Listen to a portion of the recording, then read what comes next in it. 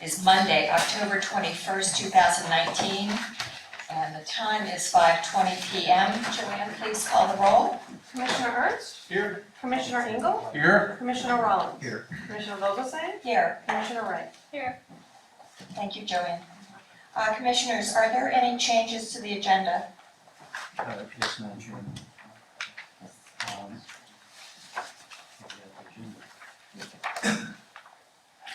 Thank you. Pardon me for being a little unnerved here. It's not often you have a big delivery truck back into your car. I would like to pull item number 6, the golf course discussion, from the agenda. I know for the past several weeks there have been ongoing discussions between staff, Price Fazio, and third parties in an attempt to bring the topic to a satisfactory closure. I request this discussion to be postponed to our next regular meeting so that these discussions that are taking place now can be finalized. There have been adjustments to the project costs that do not sacrifice the quality of the golf course, and I believe the postponement may reach the conclusion that will satisfy both the district and city council. If a motion is necessary to make this change, I'll be pleased to do so. Madam Chair, if I might, Yes, sir. I don't see any reason for postponing discussion.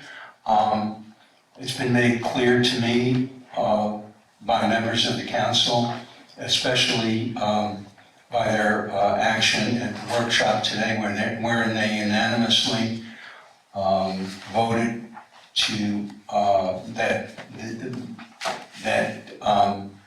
they would do all the work on the golf course with their design and with their funding. So I think it's clear that they're not interested in anything else. So to start to discuss price modifications on the part of Price Fazio or third-party intermediaries or anything else, I think we're wasting our time. Do we need a motion? Madam Mr. Chair, yes, to the extent that the commissioner is choosing to essentially pull the item from the agenda or reset it, you'd have to have a motion. You can talk about it all you want, but the end result is by motion is your basis to get to the next level of conversation. So if your conversation was a motion to defer, which I believe it was, you need a second on that motion and you can discuss it. You need a majority to support the motion. Thank you. Let me just add a couple of further items. In September the 16th, we voted to tell the city that we would do the course ourselves. We had engaged also a financial consultant by that same motion. The city has been unified in their position all along that they wanted to do the golf course.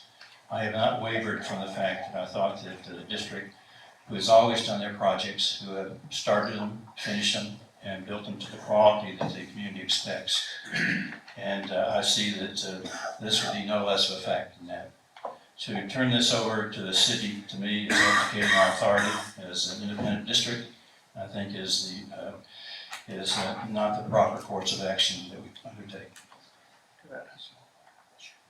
As a practical matter, we also voted not to increase the millage rate, which means that we don't have any extra money to pay interest on the bond issue or even start the project without a bond issue.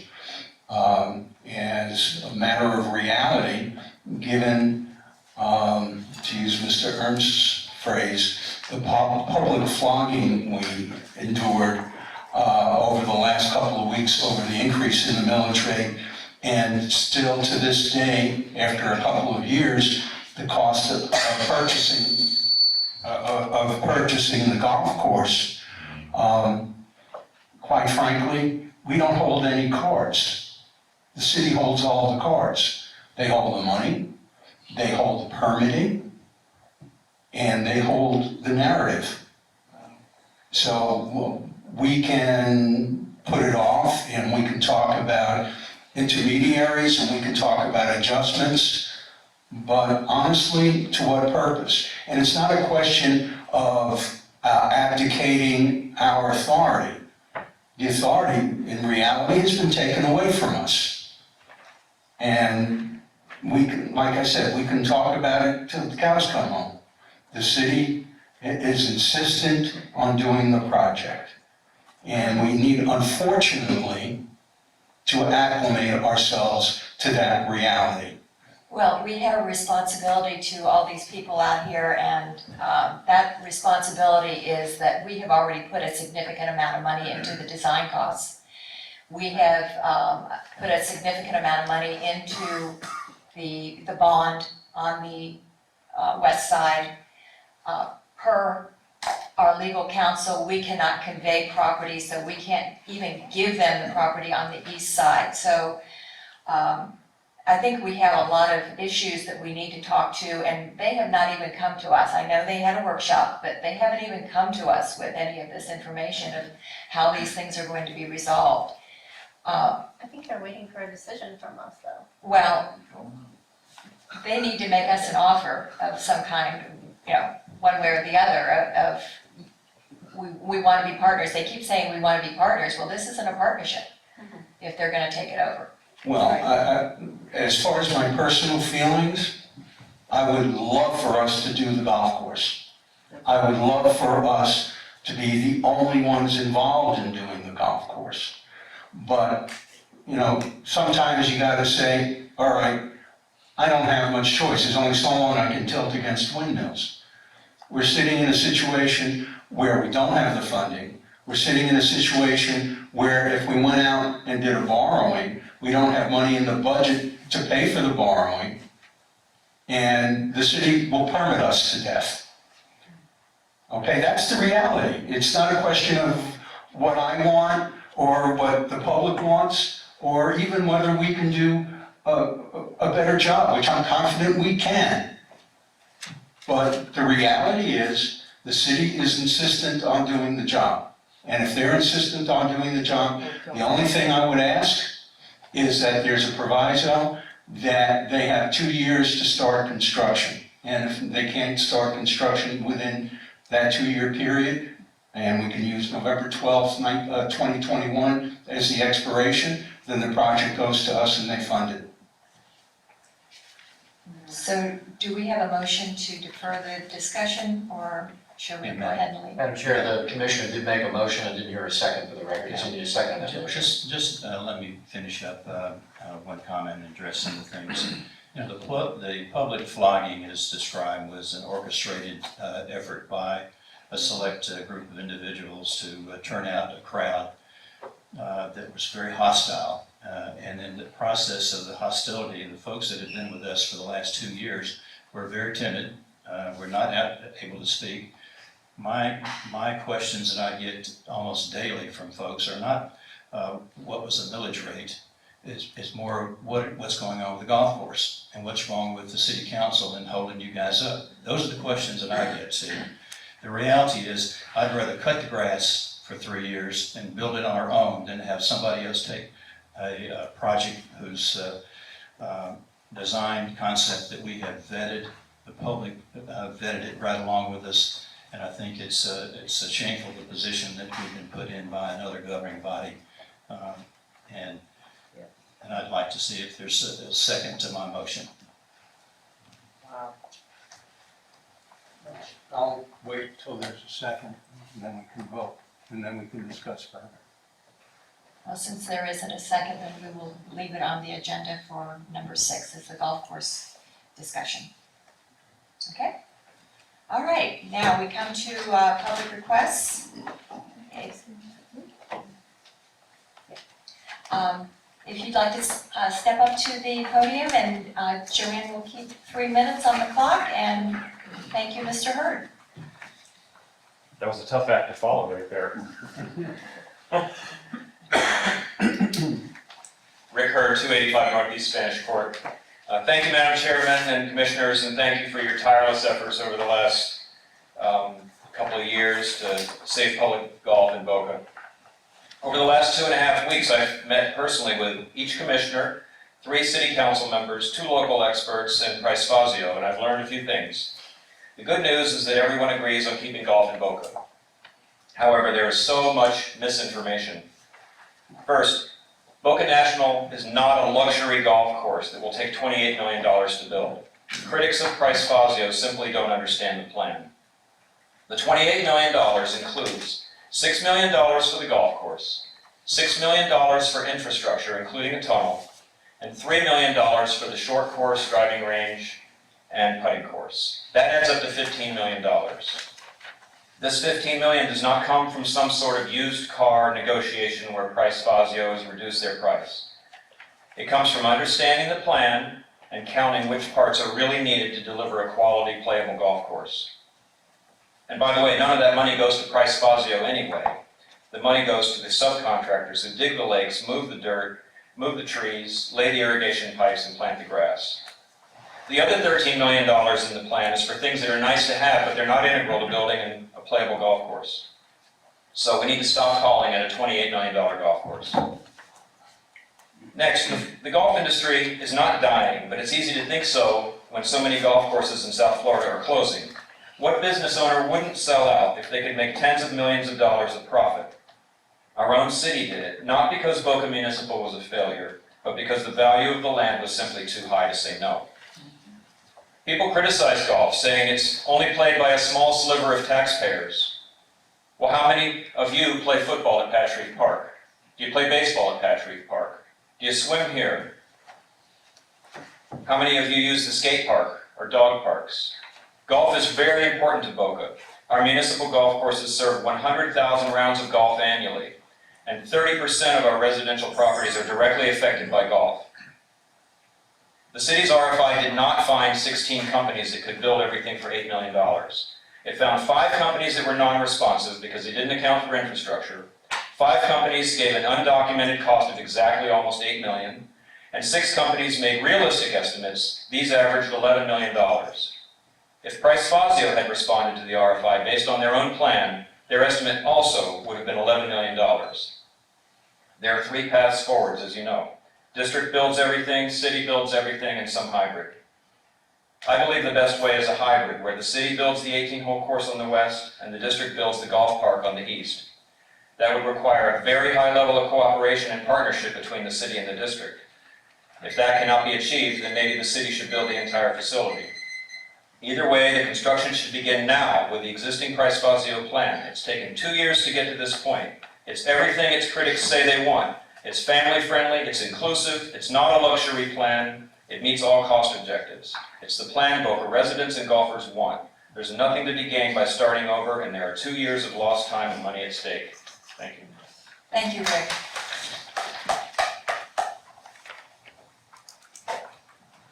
Public requests are still open. Mr. Chappie.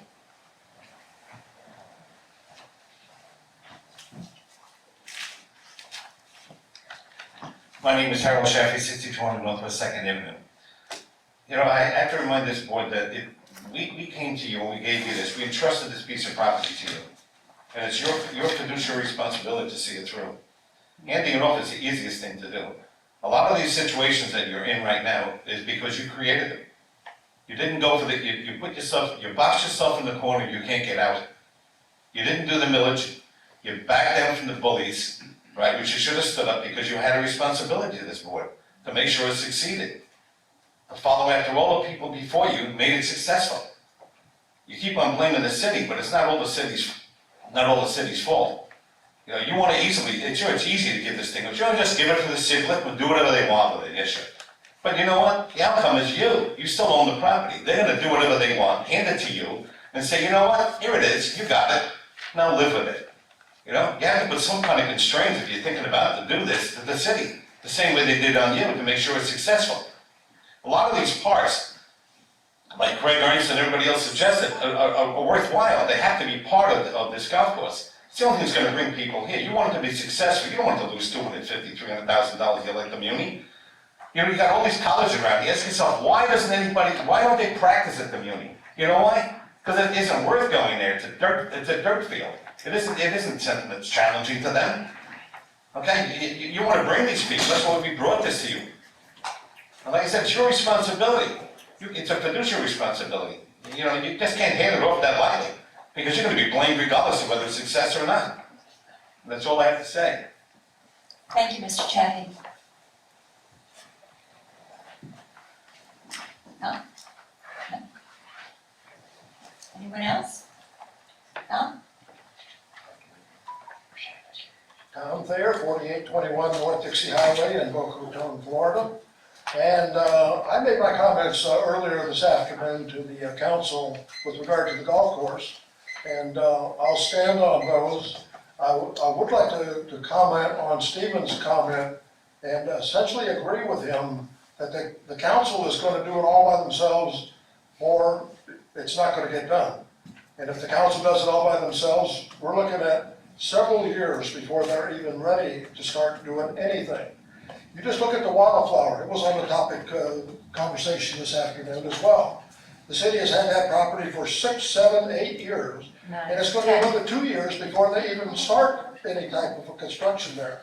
So I don't think you want the city involved if we could avoid it. Unfortunately, we had 3 weak sisters up here on the vote on the millage increase. If we'd have got that appropriately approved, where the district could go ahead with the construction RFP, it's already, the planning with Price Fazio has already been done. The taxpayers already paid, I don't know how much money to Price Fazio to get this done. The citizens already own the property, whether they're district citizens or they're city citizens.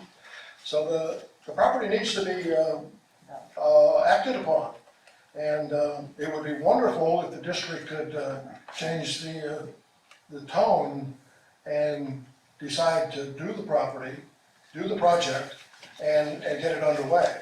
But I don't see that happening. I tend to agree with Stephen, which I hate to do. But with Andy leading and you notice there's nobody on the city council here tonight. So they were invited, and they'll be there on the 12th for the joint meeting. And I can imagine how much success that's going to be in light of all the other joint meetings that have been held. But anyway, again, it would be wonderful if the district could just keep rolling with it and have the city's blessing rather than having to forfeit to the city because they hold the cards. So that's all I've got. And just one positive comment. The district website has been vastly improved.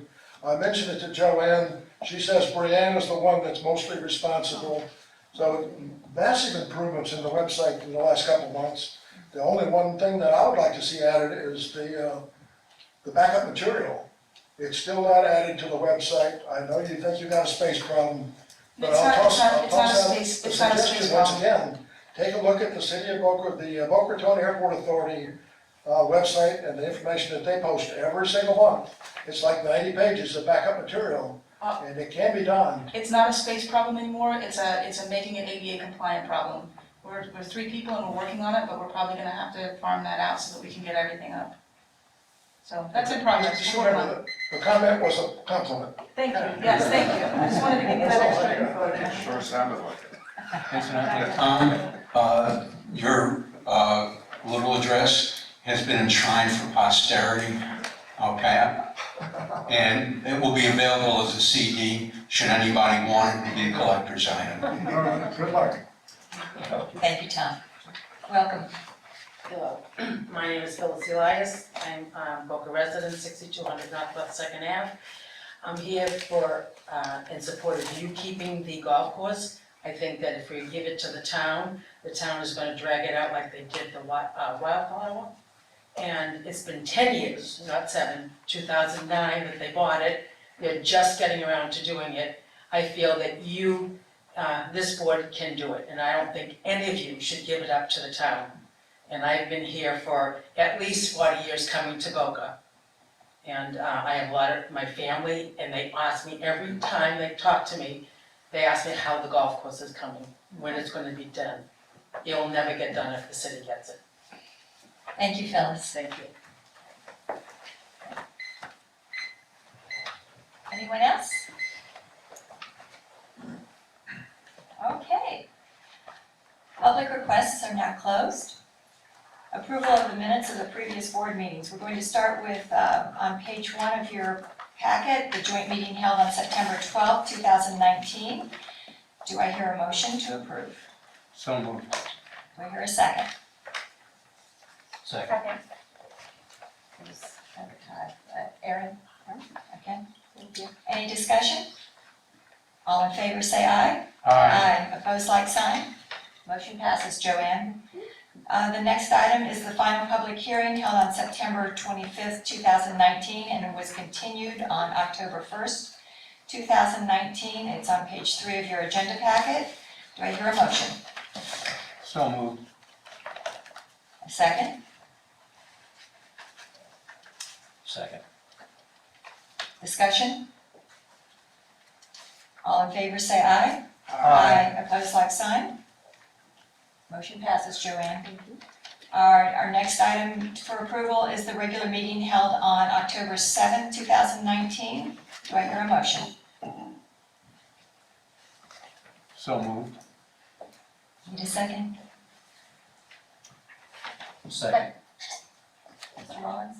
Yeah, I'll not be able to vote since I was not available that evening. If I may, Yes, sir. Commissioner, actually you can vote. If you've read the minutes and you've digested them in the context of the concept and the documents before you, you are allowed to vote. In fact, recusal probably is not even permitted, I will then be happy to vote. unless you're uncomfortable with the minutes. No, I had no problem with the minutes so long as they were accurately portrayed what took place. Thank you, Commissioner. Any discussion? All in favor say aye. Opposed, like sign. Motion passes, Joanne. Thank you. Our first item of regular business is the MDS Builders. Rena? Excuse me, were there 4 meetings No. or 3? The 3. It was one was a Okay, continuation, got it, correct? okay, yep. Okay, MDS. Tonight, we just distributed the final pay application, and this is the final. There will be no remaining money owed to MDS. The total amount we're looking for approval tonight is $244,351.72. We did get our CO. We are wrapped up here. Everything has been signed off on by the city, and so the permitting process, everything has gone through, approved. They've definitely put us through the paces on getting there, but we're here, and we'd like to pay them out and close this up. And I'd like to thank our general counsel for all of your help with making sure that we were doing the right thing for the taxpayers. So do I hear a motion to approve? Move to approve. Second. Any discussion? Yes. Okay, please. Couple things on the discussion item for MDS is, one, it should be a motion to approve and pay MDS with the consent of a surety bond being satisfied. I think that's the correct language, is that correct? If I may, Madam Chair, it would be a consent of surety, which would basically authorize the disbursement, recognizing that the bonds are outstanding and are still in place, both the performance and payment bonds. So this would be a consent of surety as a condition, so you can approve the payment, final form to the contractor with the reservation that so long as we get the consent from the surety. So what you're saying, Sam, is that if we modify the motion to say subject to the consent of surety, then there'd be no need to bring it back before the commission. That's correct. You can cut the check, but hold the check pending the receipt of the Okay, consent. so I'd like to amend my motion if that's Thank you. appropriate at this time. And I have a second? Yes, second. Okay. Any more discussion? Craig? Yes, just, Madam Chair, just want to briefly recap MDS. And we held up the payment for further information. Excuse me, and part of it was going back and looking at what has been done on the overall project. And as we went back through the project, it started as an award. There were 3 initial bids. We went through the process, selected the low bidder after disqualifying the first 2. Then we had the change order for the demolition. So our project rose from roughly $4 million. And there was a lot of site work here that had to be redone. So the final contract sum of $5.4 million. Throughout the process, I would say we struggled a little bit with a lot of the unknowns. I spent the half hour before this meeting with Mr. Koski, who was very helpful on explaining the history of why it happened, what happened. So I have a greater appreciation for what happened. But it doesn't mean that I really like the process we went through for it. It just felt wrong. And behind the scenes, there's a lot of, kind of who's doing what's happening, contractual things. Kudos to Mr. Koski for pressing things along, so things do get done. And that's a testimony to why I do support the concept when the district took on the golf course, that we proceed with these things, because we can proceed pretty quickly to make decisions and do things.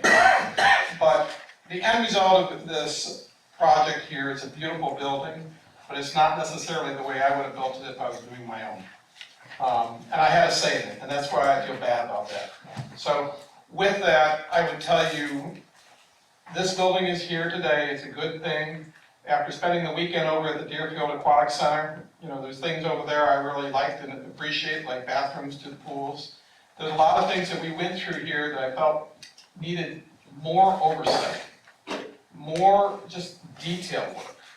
And so I say all this because I'm very concerned about our next item on the agenda and where we go with these things. I'm satisfied that MDS should be paid, with the surety, but I'm glad to see that we have two items on the agenda, and I'd like to keep them on the agenda, and that's Mr. Koski's contract, as well as the golf course discussion. So those are my comments. Thank you. I just have one question in relation to this. Once this check is cut and released to MDS in satisfaction of the surety bond, we're done with them, am I correct? That's correct. Okay, which means we never have to look at them again, consider them for anything, etc. Thank you. Any other comments, questions? I'm going to call the question. All in favor, say aye. Aye. Opposed, like sign. Motion passes, Joanne. Okay. Number 2 is Mr. Koski's agreement.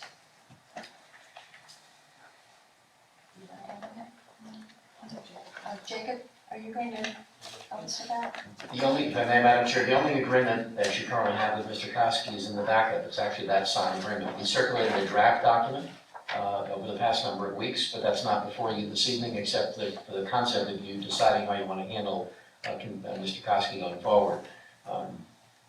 This document is an at-will contract. By a majority vote of this commission, you can either terminate the contract or continue it. It's an ongoing contract. He serves at the will and pleasure of this board.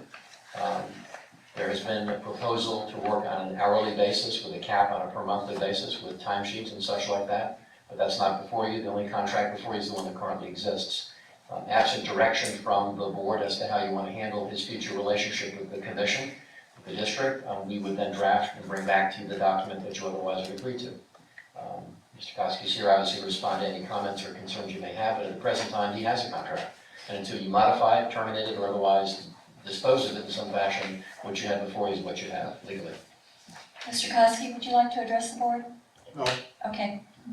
Commissioners? Yeah, I'm looking at this agreement, and as far as I can tell, correct me if I'm wrong, the scope of work here is for Boca National, and since if we do the work, if I'm not mistaken, Ms. Dawson will be our representative on the property, and if we don't do the work, that's the city, so whether or not we have a representative is kind of moot, and I don't see any other coverage, so I think we need to determine before we can go forward what Mr. Koski's scope of work would be. What the role would be, correct. Yeah. Because if I may, Madam Chair, to the Commissioner, you're correct. If you look at the whereas paragraphs, it specifically makes reference to Art's relationship as being the services for a construction/project manager for the golf course. And that is correct. That's how it was cast last February. Right. At that time. Just making my notes. So it's fair game for you, knowing that, to either approve the contract in its current format or direct us to draft it some other way that would otherwise reflect what your intentions are and what your mutual intentions are going forward. I know that there was a discussion, one of the things I perhaps had missed, but in working on an hourly basis with a monthly cap with timesheets was a conversation piece that's yet to be actually articulated by motion by the board, but we certainly can reflect it if you so direct it. Commissioners? Well, I think if we're going to talk about scope of work, I don't have a problem with a timesheet. I don't have a problem with an hourly payment. But we can't have, there's got to be defined limits. So we know roughly what Mr. Dukoski's job will be. Are we going to just say he's a general consultant? Or are we going to ask him to consult on specific projects or specific issues? I think we need to delineate exactly what. I think we need to delineate exactly what Mr. Koski's responsibilities are going to be to this board. I don't think it's fair to him or to us to just say, okay, you're hired, and not specify exactly what we're hiring him to do.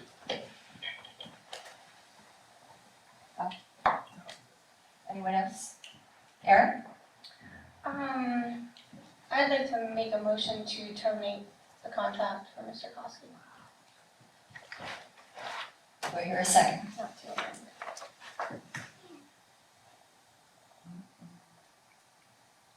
I'll second it.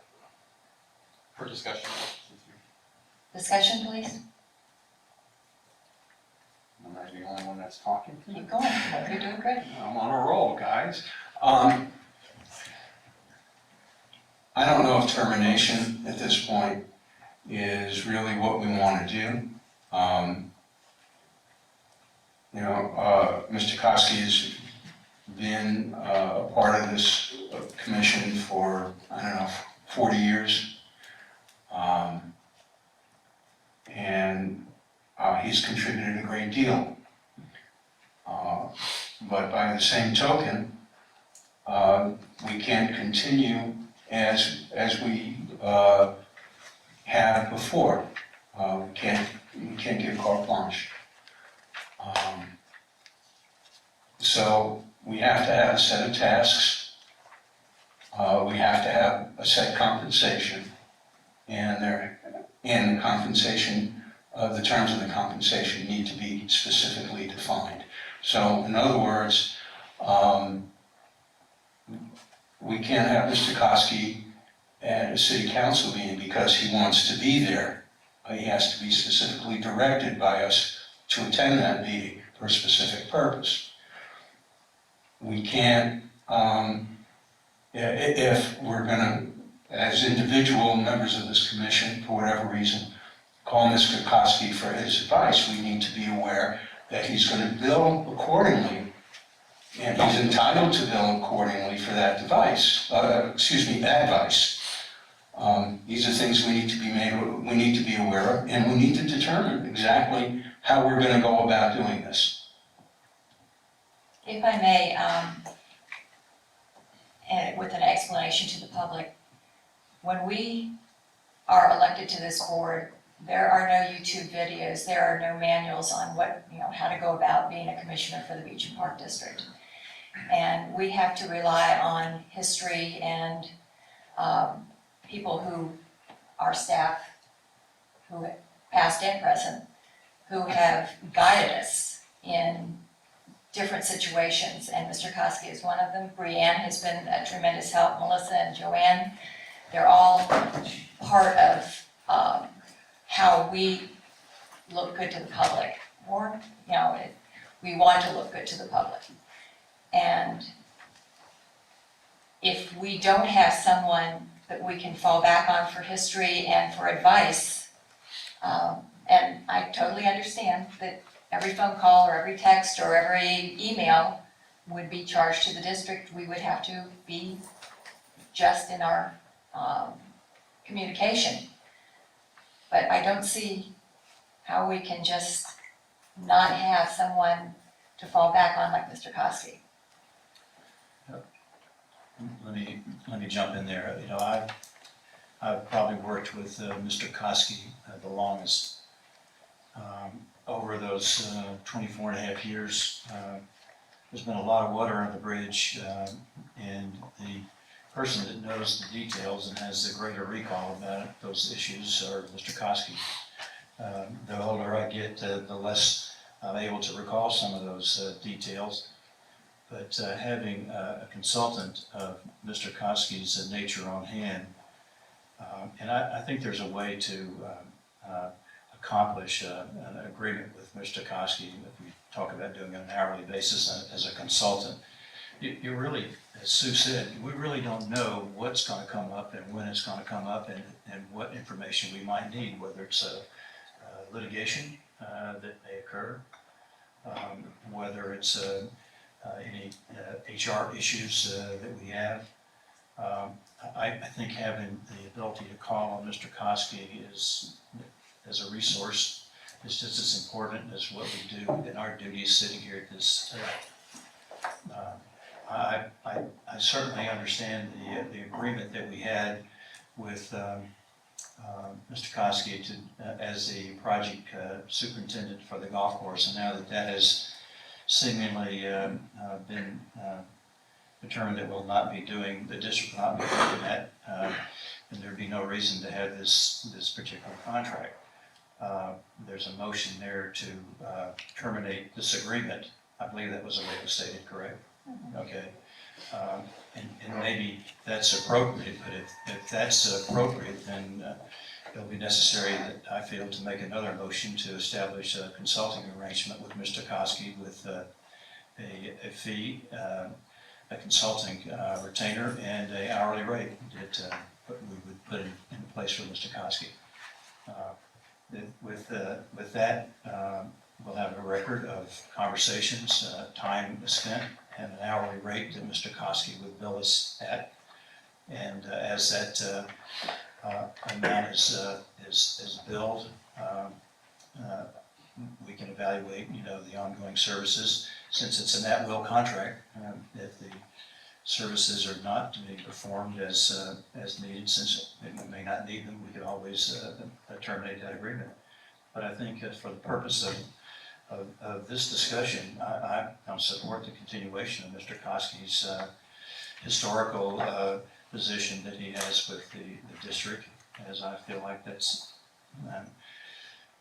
I think that's an important contribution he has made and will make to the district. Commissioners, sorry. I'm not staying on here.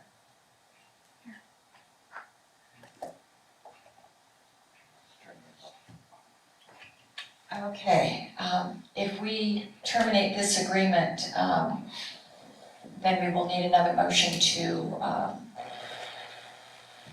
have General Counsel and Mr. Koski, with our direction, create another agreement that Mr. Rollins has just described. So is there any more discussion on this? Erin? Yeah, I just have to say, I made the motion, because I don't feel comfortable personally having Mr. Koski on as a consultant. And I just want to say that, to my commissioners, because I can't speak outside of here.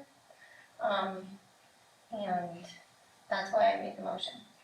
So we will go forward with whatever we need to go forward with.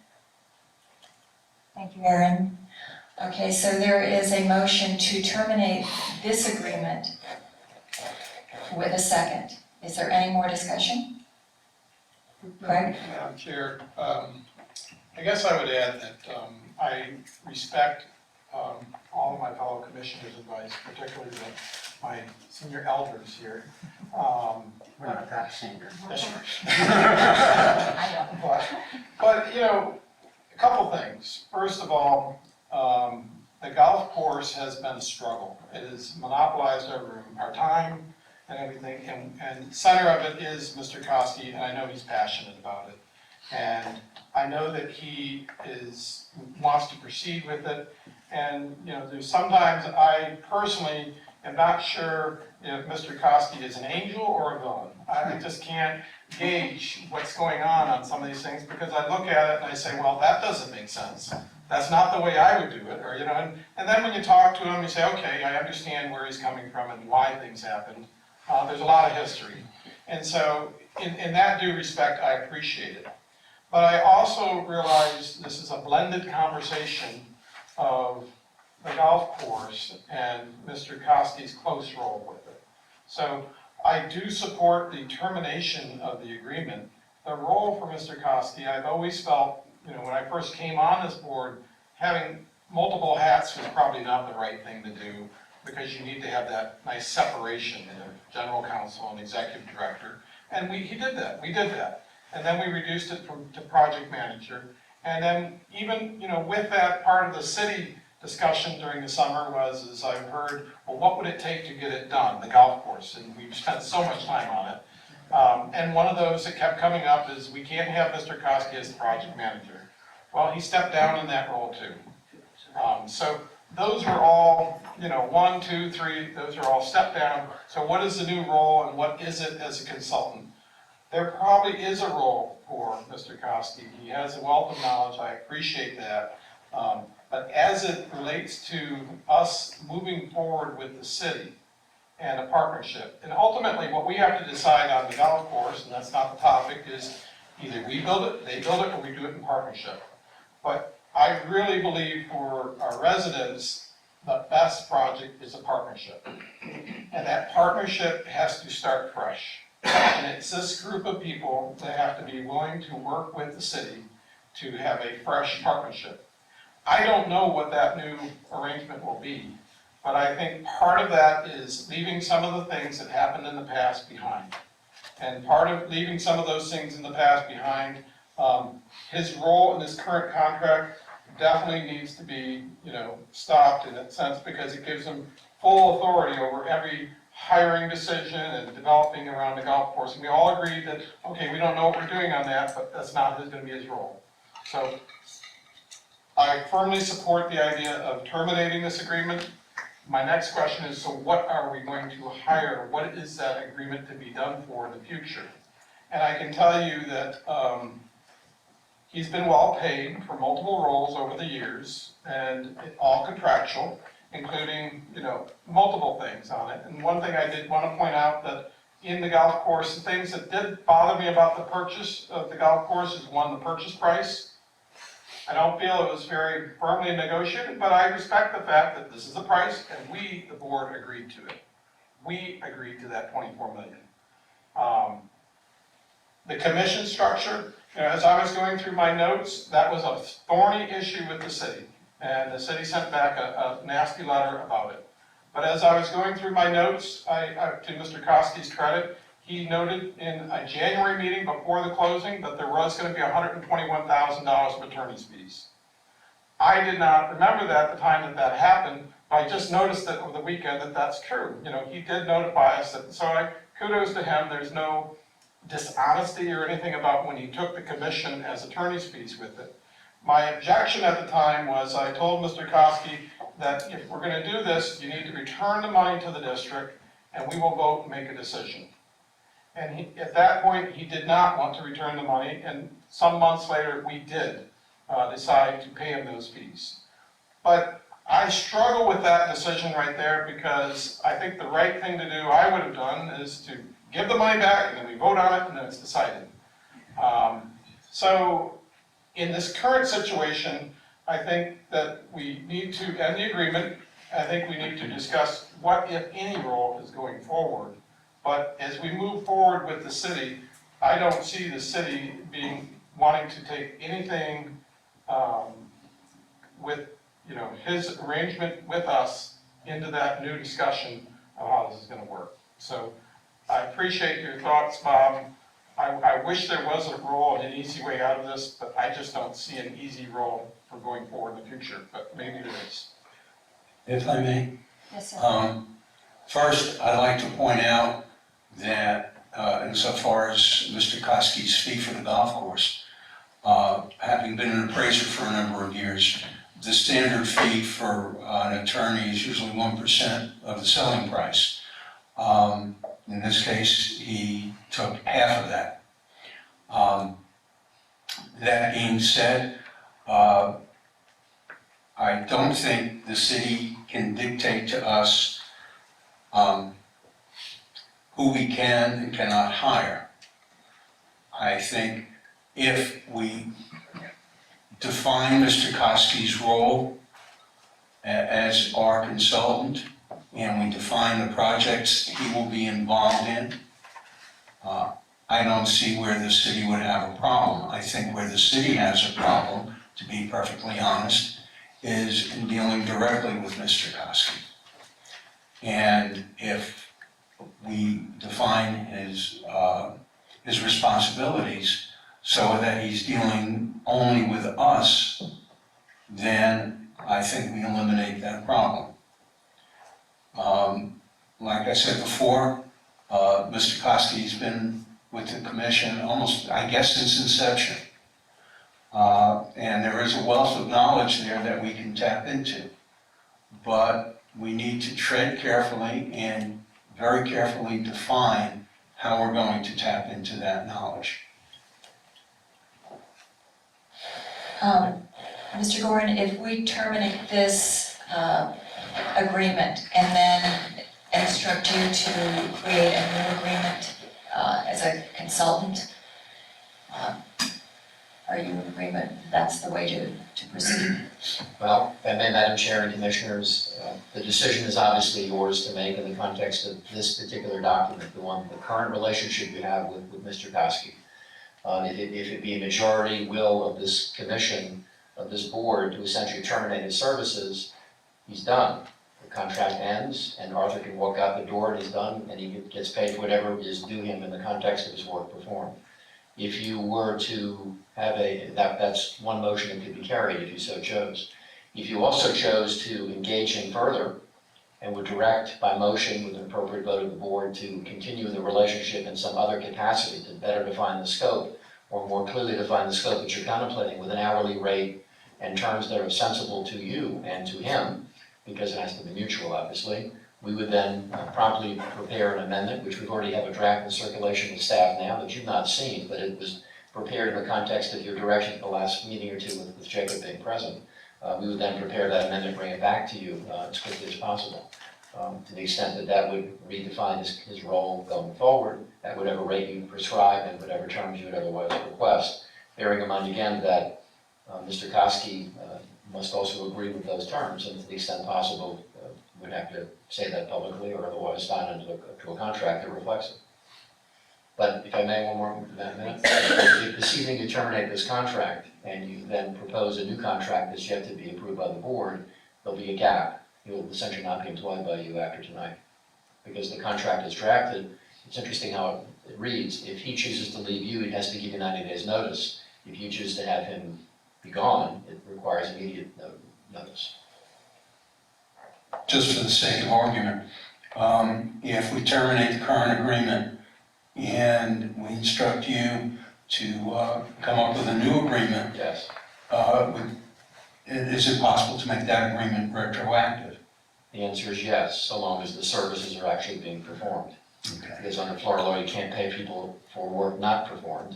You can't give bonuses for work not performed. You have to actually do the work. So if he's engaged to do the work and has a commitment from the board that you intend to make it retro to a date when this contract terminated, we could draft it that way. Thanks. So as to avoid a gap in service. Good point, Steve.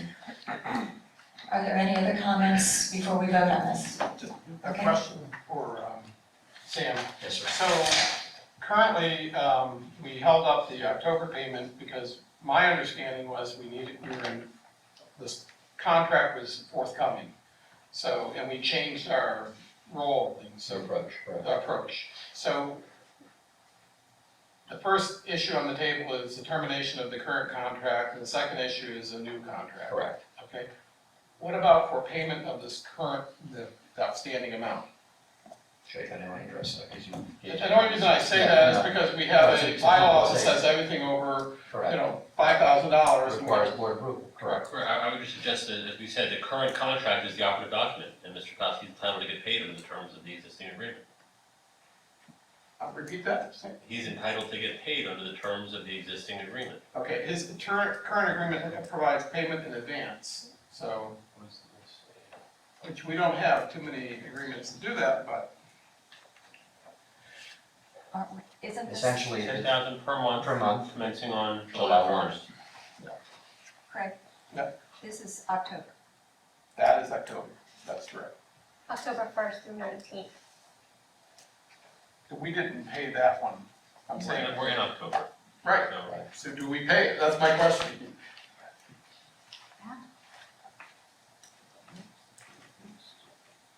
Is that a legal question? Well, Or is that, did we ever agree to this hourly rate that we were being charged? what you, and they quickly respond, the way the contract reads under Article 5, the district agrees to pay Koski for his services rendered pursuant hereto compensation in the amount of $10,000 per month, payable monthly commencing on July 2019. And it is a contract which is basically a monthly retainer payment, essentially for work to be performed under the terms of what the duties are. And he's required to do certain things in the contract specifically to that extent. It does not, by the way, as I read it, does not actually approve requiring any hourly billings. It does not. It's basically a lump sum contract, which is not uncommon in some areas. It's not illegal or illicit or immoral. It's done in other places. That's what you all agreed to. And over time, this particular year, you've had some discussion about changing the approach to that method of compensation. But under this contract, he's earned the money for the month of October. Well, if I might ask, when did we make the decision that Melissa would be our point person for the golf course? It's in the, it's highlighted in yellow, Steve, September 11th. on September. September 11th. September 11th. So that precedes this bill, which is for October. And if I'm not mistaken, excuse me, if I'm not mistaken, in fact, the agreement was terminated with the appointment of Ms. Dawson because he was no longer doing any work on the golf course. Well, I believe that Melissa's role for the golf course would be golf course construction manager at that time. I'm just looking at my notes here. Let me ask this, I think this is a legal Yeah, question. and if I could, I could just offer some additional context, or at least try to. There have been a number of different discussions over the past 6 weeks, both, publicly and privately between our office and Mr. Koski, our office and Ms. Harms, our office and individual members of the commission. We've gotten some conflicting, I don't want to say direction, because the direction comes from the board, but some conflicting, indications from various members, not obviously to get into any sunshine issues, but to suggest that we prepared 2 drafts to Mr. Koski's contract. One was an amendment that provided for some additional accountability in the context of timesheets. That was never presented to the board. That item was held back. Then there was a subsequent amendment we worked on following the direction to transition Mr. Koski from a project manager to a consultant and insert Ms. Dawson into that position. And that item was also drafted, sent to our board chair, sent to Ms. Harms, and has not been agendized. But given some of the conflicting discussions that have taken place, this item tonight was agendized to clarify that discussion, to clarify that direction, so we can bring back a document that in fact represents the intention of a majority of the board. So, Correct me if I'm wrong, but we really need to defer this until we decide exactly what Mr. Koski's capacity is, because this is kind of general stuff here. There's emailing a commissioner, telephoning 3 commissioners, telephoning commissioners, telephoning intermediaries, 3 phone calls, I'm guessing. 2 phone calls to a commissioner, and so on down the road. It's kind of general, and not that I doubt Mr. Koski's word, I don't, but we don't know in what capacity he made these phone calls or attended these meetings, or, for example, MDS, was this the swim and racket club, or is this a golf course? We have no way of knowing. So my thinking is maybe defer this until we come up with a scope of duties for Mr. Koski.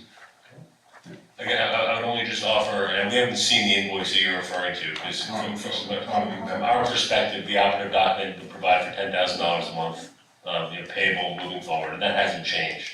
I know there was some discussions that we had with Mr. Koski regarding some additional accountability in the context of work performed, timesheets, and it sounds like the invoice you're referring to is Mr. Koski's effort to provide that additional information.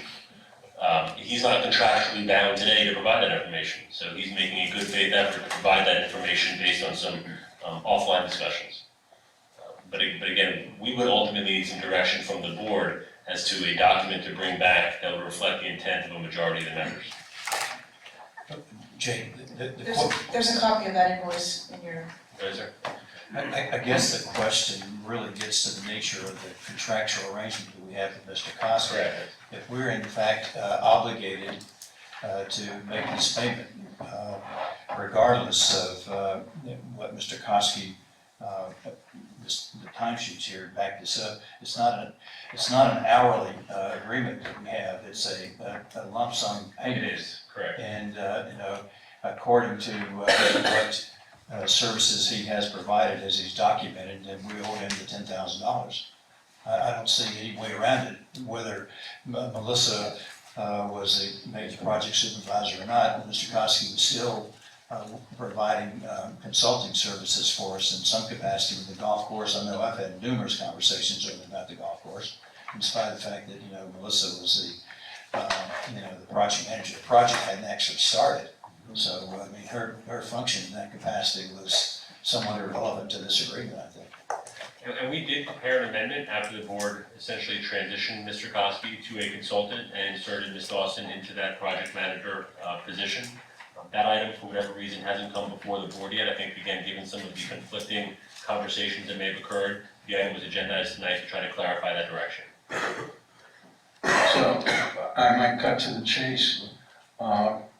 What is your legal opinion as to our obligation here? I would suggest that under our current contract with Mr. Koski, he's entitled to the $10,000 a month payment. Again, without looking at the invoice, but until this document is amended by the board, that language would be in operative effect. And so you're saying that this down boy, the current agreement is still in force? Yes. Okay, until such time as we terminate? Or amended. Or amend it? Correct. Okay, thank you. Are you suggesting we amend or terminate the agreement? I think either option would be legally supportable. Madam Chair, I would recommend that we continue with the resolution as presented, terminate the agreement, but with the provision to amend it for payment of the month of October. So $10,000. Any other discussion? Do we need a second on that, Sam? If you will, you have a current motion on the floor with regard to termination. That's the primary motion. If you're making an alternate or substitute motion, you can make it as such. My alteration is to complete payment for the month of October. I'm concerned about the payment, so that's all I- Correct. And So determination along with payment for the month. Yes. So you would fulfill the contractual obligation to pay under the current contract. Correct. But also affirm termination. Correct. And absent a motion to do something beyond that with regard to a separate future agreement, That's a That secondary, that's a doesn't happen. secondary thing, Right. separate. Keep Everything it is as, segmented. keep them as separate. and they are separate legal issues. We need a second on that adjustment to the motion. It's essentially a substitute motion, which is to pay Mr. Koski for the month of October under the current contract, but to continue with the termination. Correct. Second. Is there any more discussion? All in favor of terminating the contract as it stands and paying the $10,000 for the month of October, please say aye. Aye. Opposed, like sign. Motion passes. If there's any confusion on the vote, the motion was to terminate and to pay through the end of October. Correct. And if you took the voice vote and the chair believes the voice vote supports that motion, then the contract is notice for termination and payment. It was unanimous, Sam. Now, do I hear a motion to take Jacob up on his word for the new contract and bring that up at our November 4th meeting? If I may, Madam Chair, we actually have the document, now you've seen it, and it exists. We can certainly bring a document back fairly quickly. The problem that we have as your lawyers is the fact that we're not, and this is not tongue-in-cheek comment, we're not mind readers, we don't know what you want to do unless you tell us. And collegial bodies work through the majority. So if you direct us to prepare a new contract, which would reflect a specific scope that you're supportive of having Mr. Kosky perform, and he's going to do that, that's fine, we'll be happy to prepare that, but if there needs to be some address on the record as to what you presume to be a correct hourly rate, as well as the scope that you intend to employ. Could you give us, give the rest of the board an idea of what it's contained? The way that the draft occurred, if I'm not mistaken, and Jay can correct me, was, I have the contract here.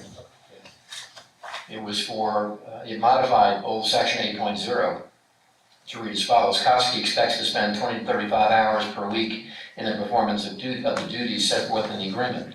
Kosky shall provide monthly timesheets to the district detailing the work performed and hours spent in performance of this agreement. For accounting purposes, Kosky shall bill at an hourly rate of $75 per hour up to a maximum compensation of $10,000 per month, as set forth in section 5.1 of the original agreement. That was the circulated draft internally. If I may, there was a subsequent draft circulated that increased the rate from 75 to 250 based on some other outside discussion. So, because you can't meet in private and discuss these things, the only place to have this conversation is here. As sensitive or delicate as it may seem, it does require that conversation. The second part of which is the fact that you're on this side of the dais, Mr. Kosky's on that side of the dais, and whatever you may agree to, he has to agree to as well. Otherwise, you don't have a mutual understanding of what the deal is going to be contractually. Commissioners, I'd like for you to weigh in on what you want, the scope of Mr. Kosky's work. Steve? Well, we have to look at it from a practical standpoint. We're walking a fine line. As I said before, I think Mr. Kosky possesses a wealth of information that we should be able to tap into. I also said that the biggest problem that we have is that the city doesn't want to work with Mr. Kosky.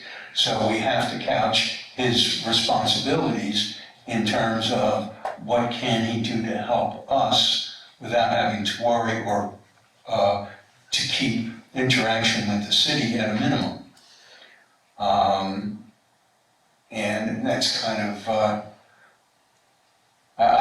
to be honest with you, I don't know where to begin in defining those responsibilities. Would that be asking Mr. Kosky certain questions and having him come back with responses to us? Maybe that's the way to do it.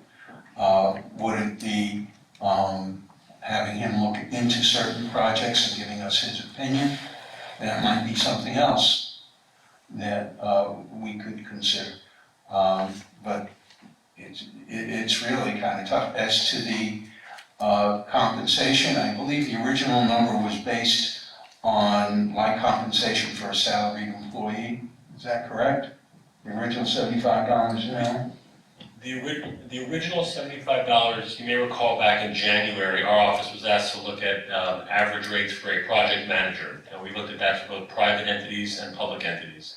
And the high end of the hourly rate for private entities, which was the higher of the two, was $75 an hour. But again, Mr. Kosky has transitioned beyond the role of project manager to a more general consultant, and the rate for a consultant is thus far been undefined. Okay, so that's something else we need to define, and I'm sure Mr. Kosky would like some input into that.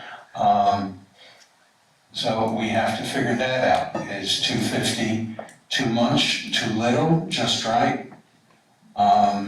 We have to decide as a board whether we like that number, and Mr. Kosky has to decide as a contractor whether he likes that number or if he has another number in mind. A question for Sam or Jake. The going rate for an attorney with a PE designation to boot, who is an expert in construction and many other areas, what would the going rate be for someone in that capacity per hour? May I respond, Madam Chair? Please. Interestingly, that you raised the question. If you're hiring a lawyer who happens to be an engineer, or an engineer who happens to be a lawyer, you need to look at the assigned body that's engaging that person. If it's a private sector assignment, the rate could be higher. If it's a governmental employee, it might be somewhat lower. So for example, the hourly rates for government employee tend to be on the lesser side in most instances, except in hyper specialties. So for example, in the healthcare industry, if you have a specialist who knows certain things about the healthcare law, and you work for a public entity such as the hospital district, you can charge a higher hourly rate because your expertise dictates that. You get to decide what's reasonable and what's rational. Without knowing what Mr. Koski's expectations are, I know what our hourly rate is on the record. It's a public record. We're at $3.75 an hour down to $300 an hour. That's what it comes down to, something in between depending upon experience. So our ceiling is $3.75 an hour, which frankly is how can I put it in a non-casual way. It's a very reasonable hourly rate for a government employee. It's a higher rate than we typically would achieve in other public employment. That's somewhat different than this, which is on a more constant basis, if I may say so. This is more of a specialty, and we do that on that basis because of the specialty. So if you look at the issue of specialization, if you have someone who has both expertise as a lawyer and as an engineer, which I know that he does, then you can ascribe a higher rate to that if you feel the need to do so. But Sam, it all depends upon the scope of services. Absolutely correct. Which is something we're both struggling with because Art has covered so many different areas of expertise in his role as the legal counsel to the district and his role as a executive director and counsel, that the knowledge that he has of past history and the knowledge that he can bring to future endeavors of this district, which we don't know what those are going to be. I'm thinking of somewhere, the number that's in my mind was a little bit less than what you're subscribing to, and I was thinking about a number around $3.50 an hour. And of course, that'd have to be documented, and I think typically these agreements you have a retainer in most of these agreements that I've seen with other municipalities where you have a retainer and then you submit a bill for your hourly rate, and that retainer stays intact, when you're paying off the invoice that you're getting from the consultant. But if you only work 10 hours and you only are paid $3,500, or is that the correct calculation? Yeah. Okay. And if you work less than that or you don't have any, then there's no compensation that's paid to this person for that particular month. Would that also be correct? Yeah, if I may, Madam Chair, to the Commissioner, we represent a number of governmental agencies. In most instances, some instances, we bill an hourly rate for the work that we do as lawyers to a cap set by the annual budget. So for example, a monthly billing may be X number of dollars one month, and it may be Y number of dollars the second month, and maybe Z number of dollars the third month. It may be different. You can't charge for the work you didn't do. And our bills that are sent, our invoices that are sent to local government that employ us, with specificity shows date, time, and place, and what work we did for those kinds of client relationships. We have others where we have a retainer relationship and an hourly bill relationship, where, for example, we're paid X number of dollars per month for X number of services. Retainers are only as good as the equity or the parity that you obtain during the course of the employment, so that if your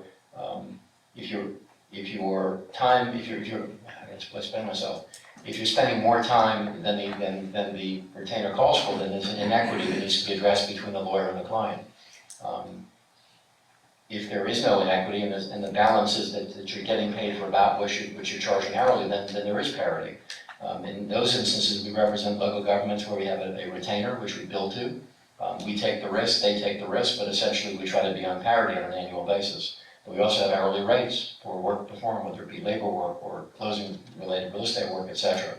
So you need to strike the balance as to what makes sense here. Right now, as your lawyers, we don't bill you for work we didn't do. We only bill you for the work we do perform. And our bills, or our invoices are very clear. They're very specific. They talk about the date, time, and place. And we make every effort to avoid redundancy. We make every effort to avoid duplication. And quite frankly, we also try to avoid any appearance of duplication. I mean, many times we give of our time because of the fact we're investing in the client relationship. I do it, Jake does, other members of the firm do it as well.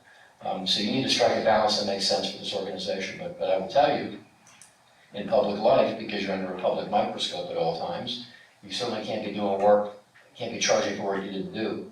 And if you need to, you need to specify the work you're performing. And it has to be understandable, and it has to be clear, measurable, and applied to the hourly rate that you describe as being reasonable and rational for public employee. The rate you describe, $3.50 an hour, is not an irrational rate. Just as a matter of our experience. But I will tell you that when I was the general counsel for Broward Health for 6 years, there were lawyers at the time that were making $600 to $700 or more per hour because of their specialty. They were subspecialists in a certain area that relegated them to a very higher hourly rate. Thank you, Sam. Erin? Yeah, I just want to reiterate that I am uncomfortable doing the contract for Mr. Koski. We have very capable attorneys, we have a very capable executive director, we have very capable engineers that we hire for each individual job that we do. I don't feel the need to spend the money on a consultant that we can't figure out a scope of work for to pay out of taxpayer money. Usually we hire consultants for a specific thing. So I don't feel the need to extend it or do a new contract for him in any way. So I won't be part of developing any kind of scope of work for him. Thank you, Erin. Bob? Brianne, over the course of your development as executive director, I'll put you on the spot. What interface have you had with Mr. Koski on a daily or weekly basis that has been beneficial for his recall? Oh, sorry, my bad. I wouldn't be here without Art. And so I do feel kind of put on the spot here. I know that there's tensions between everybody. I wouldn't be here without Art. I wouldn't know or be capable in this position without the development that I've received from him over the years. We're very different people, but I certainly sought advice from him, and we have an ongoing, I talk to him at least once a week. Maybe if he's on vacation, we don't talk as often, but we do touch base, not always on district-related business, but we have talked about personal issues as well, and I wouldn't be here without him, so I can't really, I think I know what you're getting at, and I know what you're getting at, and I know where everybody is on this, but for me, he's been instrumental in my development. When I started with this district 6 years ago, he took me in here and he showed me a lot of stuff, and he gives me a lot of history whenever I need it. And that's never wavered, no matter what's happened or how my role has changed or how his role has changed. He's always made himself available and made that a comfortable relationship no matter what's been happening inside of here. He's always made it easy for me to approach him and talk to him about things.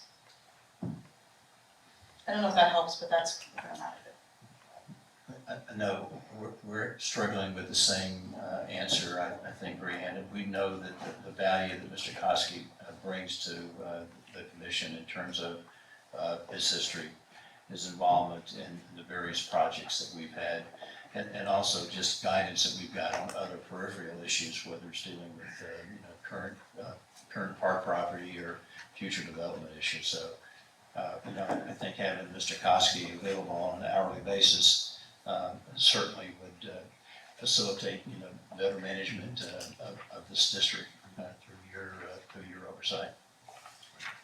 I see some things on, you all received future possible agenda items for the joint meeting, and I see some things that we're going to need some direction from Mr. Koski, very possibly.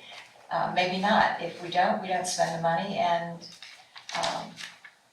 but to have a backup resource, we won't be just doling out $10,000 a month. We'll be doing it on an hourly basis, correct? Is everybody? Okay. So that's my feeling. I mean, I just feel like he's an invaluable resource for the district. I do appreciate our general counsel. I appreciate Brianne and all of our staff. But I just think that we might be shooting ourselves in the foot if we terminate him entirely. We would need a motion to direct Sam and Jacob and Mr. Kosky to come to an agreement on, and we would have to give them a scope of work for them. Well, I think we can start, in terms of giving a scope of work. We can talk about things like Gumbo Limbo Master Plan, beach renourishment, and things like future capital projects. I think these are areas where Mr. Kosky's expertise as a PE would come into play. And at the same time, he could report to us and not have an interaction with the city, and do away with unnecessary friction. But those are areas where we can start, and compensating Mr. Kosky on an hourly basis is fine with me. I think we need to put a cap on it. I don't want to see a bill for 60 hours in a month at $350 an hour. I think we need to put a cap on it, and with the proviso that if it's necessary at the board's discretion, we can exceed it. If there's a specific situation that merits a lot of time spent, then we need to provide for that. But as a rule, I would say that maybe cap it at 20 hours.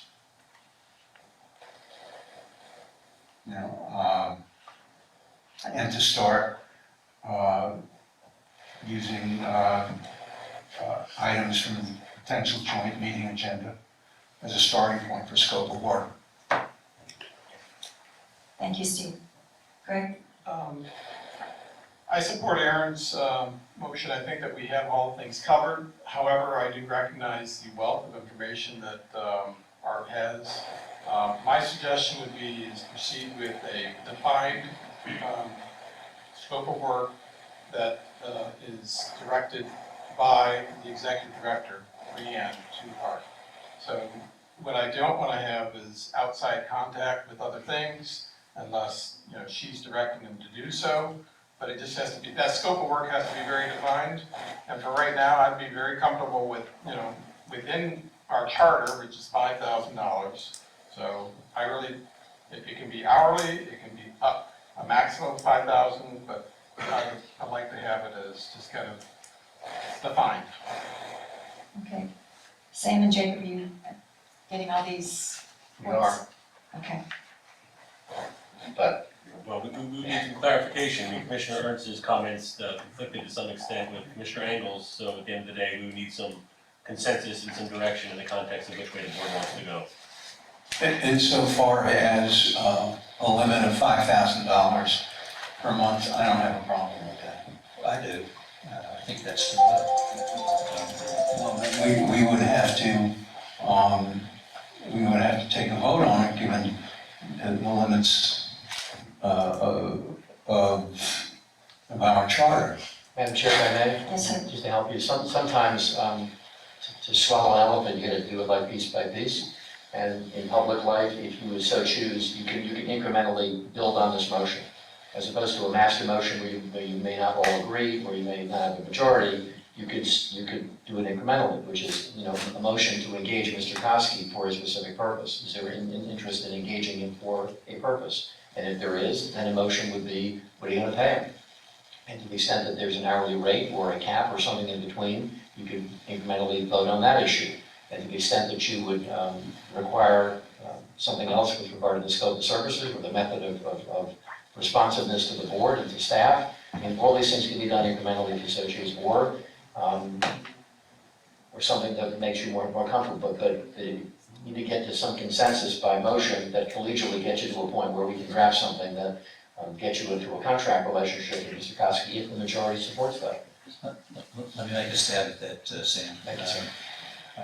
I would like to make a motion that as to the scope of services, that Brianne worked with the attorneys to develop the scope of services.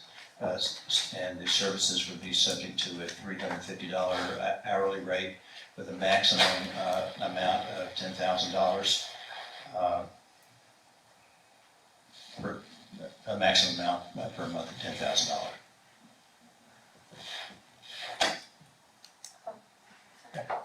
No, I had a discussion, so I have to wait. Well, we need a second. Second the motion, right? To be perfectly Being honest, I'm not, I would like to see that cap lower, maybe 7,500,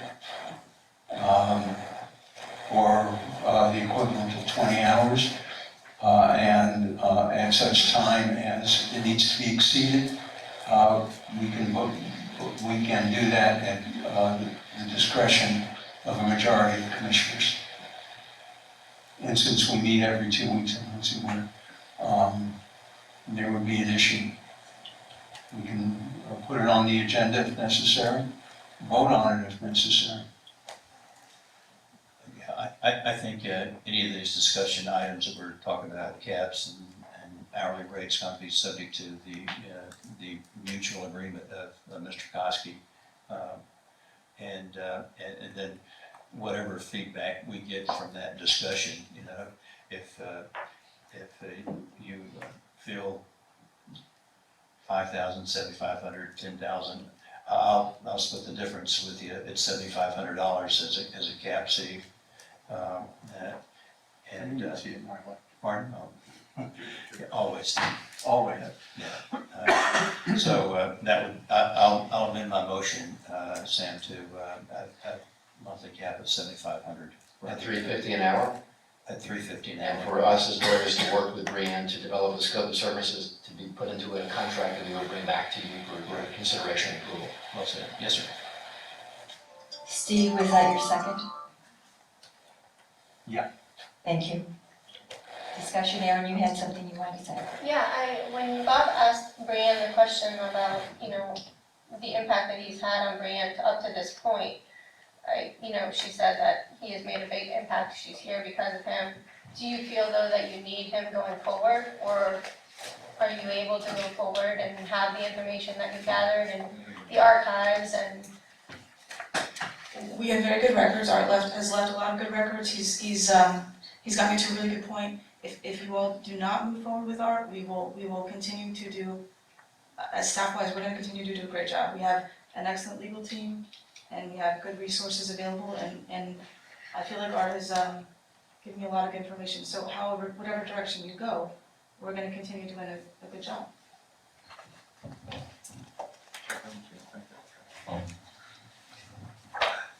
Is there any more discussion, Craig? Yeah, so for scope of work though, my preference is that the art scope of work is defined in the agreement will be directed by the executive director, not by the commissioners here.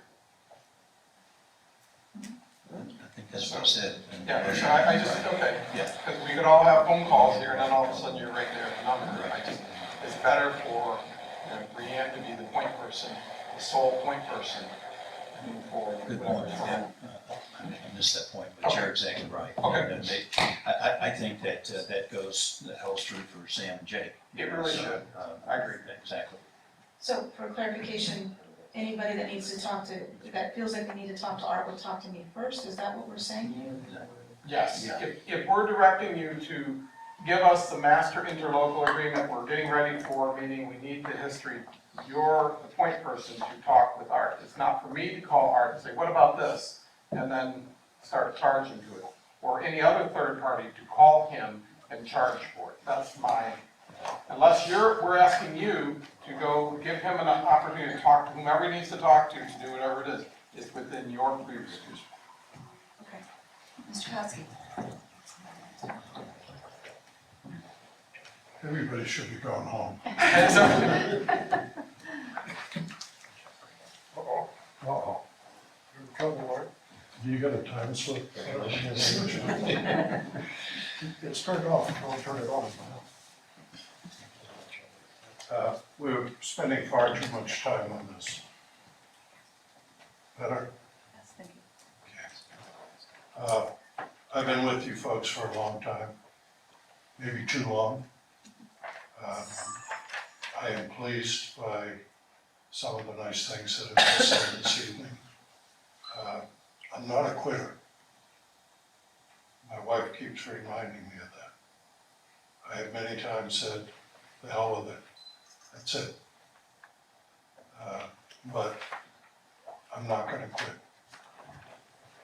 And I feel good as a lawyer when my opposition in the city of Boca Raton doesn't like me. I think that I've done my job, because we push back on a lot of things that have simply been unfair. And I hope that in the future, you continue to do that and vote your conscience, not vote the politics of the community. It's extremely important. I've lived in this town for 50 years. I've seen city members of city council come and go, good ones, bad ones. And I've seen a lot of people come and go with this district. I've never seen any bad ones. You folks are volunteers, and you sacrifice what you do every time that you show up at a meeting. I shouldn't say it, but I'd work for nothing for this district. I'm not going to, but I really feel so committed to this board and to what we've done that it's just part of me. Eventually, I will reach that particular stage of my longevity and say I can't do it anymore. But I can still push back.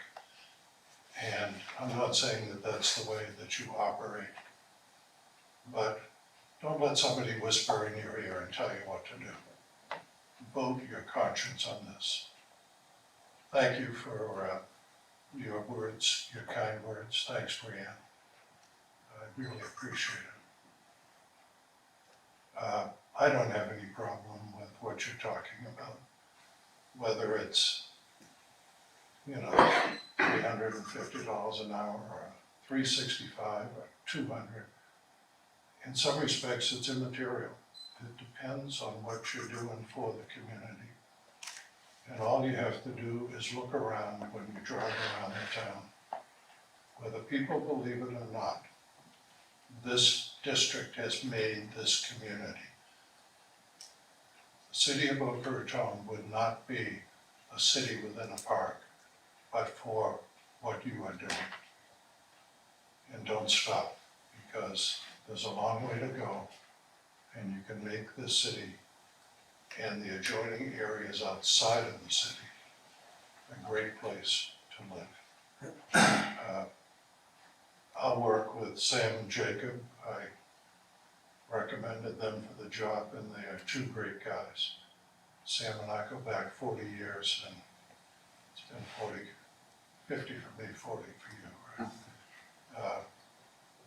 But you're in good hands. Brianne has proved to be extremely capable. So if you need me, I'm there. If you don't want me, I'm not there. It's as simple as that. But I'm happy to be with you, and I will give you my all as we move forward together. So thank you. Thank you, Mr. Kosky, for everything. Sincerely. There is a motion. Is there any more discussion? The motion has been seconded. All in favor of a new agreement for Mr. Kosky, please say aye. Nay. Aye. Opposed, like sign. Nay. This right. Okay. Motion passes. Sam and Jacob, you have your work cut out for you to. We do, and to the extent that the motion is adopted, we have the component parts of it, and we'll bring it back at the next regular meeting of the board. Just to correct Mr. Kosky, I've known him for 40 years, but I'm in my 45th year of practice this year. I'm right behind him. He was admitted in '71, I was admitted in 1975. Well, we're happy to have you and your staff. They've been very, very helpful. I'm much, much younger than him. I know. You have a birthday coming up. I do. Next week, this week. Yes. Okay, we move on to the Explorium exhibits. Brianne, for fiscal year 2021 on page 21 of your agenda packet. First, the contracts for Oregon Museum have been gone through by David Tolstis, and they are all set and reflect the changes that we needed to have made. The first exhibit that we're looking for approval for will be for January 23rd, 2021 to May 2nd, 2021.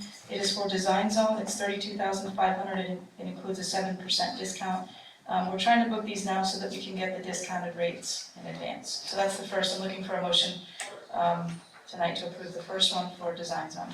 Can I make a comment first, Yes. Chairman? In both of these agreements for both exhibits, and it deals with insurance, it says that the exhibit, in one case, must be insured for $1 million, including $1 million in flood. I submit to you that that may not be, flood insurance at $1 million may not be possible. Okay. Without going to the private market, because the NFIP is limited to $500,000 for contents. Okay. And I would suggest that you contact them and first of all, find out what flood zone we're in. I think it's a non-flood hazard area, and see if you can negotiate a lower limit on the flood I insurance. think they did before on that. Okay. Should we defer this until the November 4th meeting then, to clarify that? I don't think so. I don't think so. I think you go forward with Bob's right, flood insurance is a premium this year, so you can start with, all you have is 500,000, that's all we're getting, period. Okay. And if that's a problem, then we have to find someone else because it's a big unknown.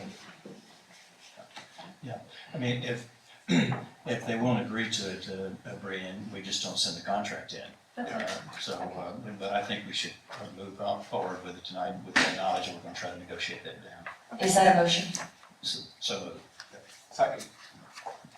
Any discussion? All in favor, say aye. Aye. Opposed, like sign. Motion passes. Joanne, the second one? The second exhibit is for the Mind Bender Mansion.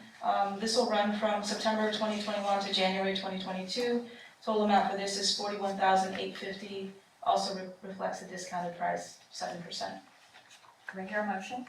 So move. Second? Second. Seconded by Mr. Engel. Discussion? Same issue on the flood insurance. Yes. Thank you, Craig.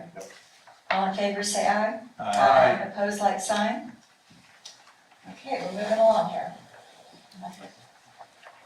Okay, our board meeting calendar is pretty self-explanatory. You want to go ahead with that? Sure. Page 43 of your agenda packets reflects the board meeting dates put together around the holidays for 2020. If everybody's good with this, we'll put them out.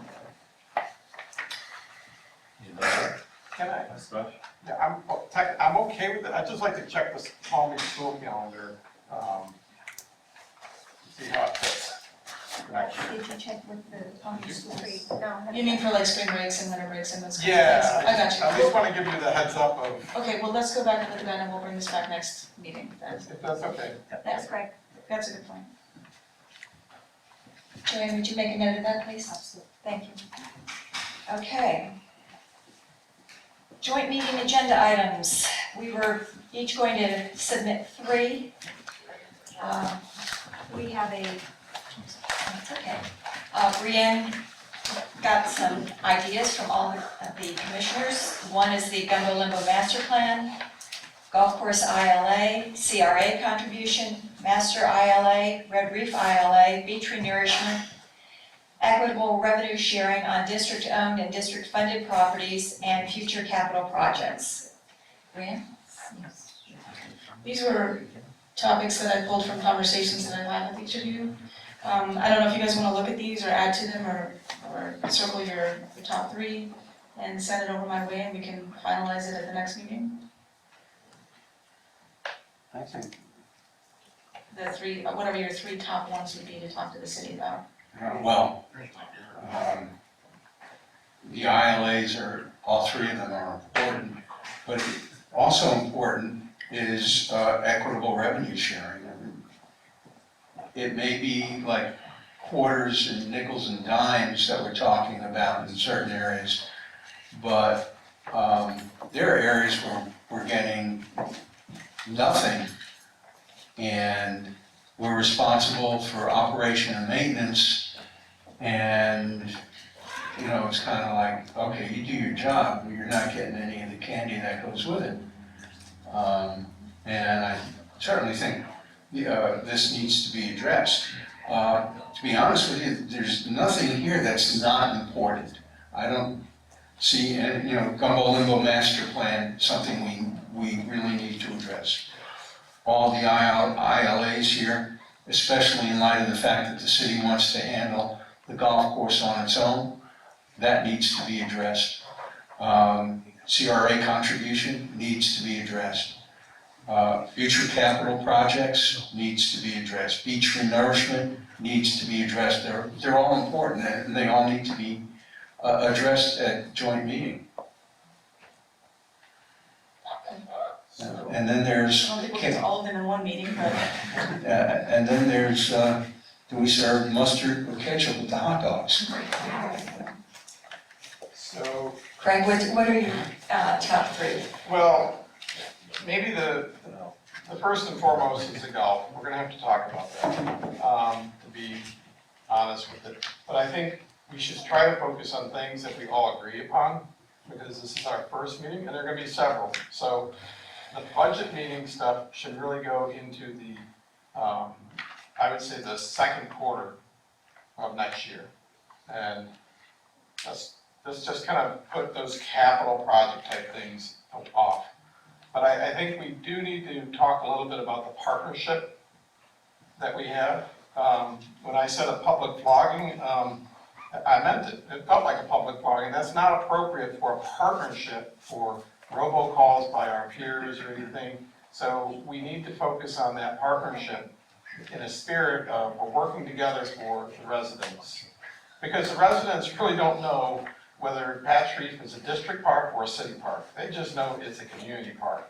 Same thing with Sherman. So going forward, I would like us to be working as one body, and a key part of that is doing the right thing together. And so we have to start with that. If we have two topics at that meeting, one of them is how we operate as a body, as a partnership, that we work through our executive directors. And number two, we need to make some decisions on the golf course, and I think that's a lot. If we just cover those two items. Anyone else? Steve, do you have three, two or three? Well, I think the ILAs are, we've been waiting how long for a master ILA? It's gotta be 3 years. And if memory serves, when we held up the ILA because we needed certain changes for a few months, you'd think the world came to an end according to the city council. I think it's well past time that this is dealt with, and that and that we have a master ILA. Golf course goes without saying. This is an issue that's on the front burner. And like I said, if things are going to change and the city's going to take this over, we have to have a different ILA. There's got to be, for example, a proviso in there that limits how long the city can take before they turn the first shovel. There needs to be something in there that establishes the permanence of the golf course, not that in 5 years, well, hey, it's losing money, let's make it a soccer field. These are things that are important and need to be addressed. The Red Reef ILA, long past it. I understand, I agree with Craig, as far as budget items, we can put that off because budgets aren't an issue right now. Same thing with future capital projects. But the agreements, I think we need to address. I think that's probably takes the front row. So, Steve, as a suggestion to move us along in the whole process, one advantage of having all the different agreements is that they're all different. And so we have a list of how they're different. My thought is, yeah, while it's a good idea and sounds noble to have a master interlocal agreement, maybe that's just such a big thing, I don't want to take it on right now. So focus for the November meeting on the golf agreement, and whatever that is, okay? First quarter next year, talk about how other agreements either roll into a master or we keep them separate. I don't know. But I also think it ties into, I think there is an expectation by the city and the folks at Gumbo Limbo that whatever project plan comes up, we're gonna write a check. And I don't think that's my understanding of our agreement with them, and I don't think it's the city wants to do that. We all have to kind of have a vision for Gumbo Limbo, but who's funding it? And that is a partnership, but it isn't gonna be contractual where it's 100% the district because someone decided it. So that Gumbo Limbo one is special. We need to address it. There are good things going on at Gumbo Limbo.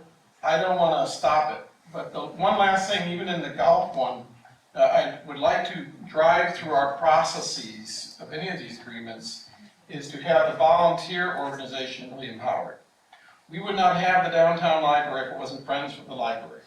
The Gumbo Limbo group that is there, the Friends of Gumbo Limbo have been driving that process.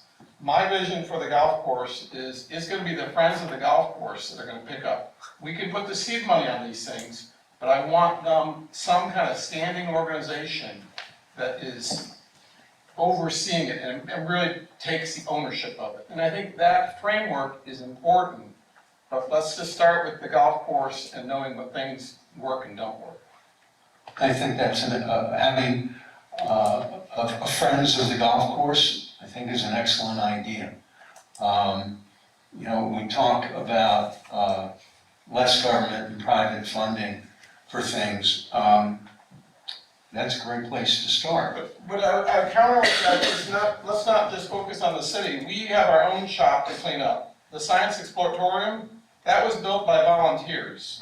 Somewhere along the line, those volunteers didn't build the new phase of it. We lost that group. We need to reestablish that group. I would rather that group help define with the city who is the next, $30,000 project for Science Exploratorium exhibit coming in. Well, I think you're talking about the science playground. Right. Yeah. Well, but I mean, these exhibits, we just approved 2 of them for the next cycle. Right. We don't have our Friends of the Science group, they're gone. We need to reseed that group, get that group going. There's things we can do in the parks we have that are part and a fabric of this community, and we all have to do it. Well, I'm not disagreeing with you. I think private funding and community participation is great. As it turned out, for the science playground, having a community build it was a little impractical based on some of the issues that we encountered. But setting up a Friends of, whether it's from Let's us. get back to the, Okay. the Okay. items at hand. Bob? I've got a damaged car in the parking lot that I gotta get out of here.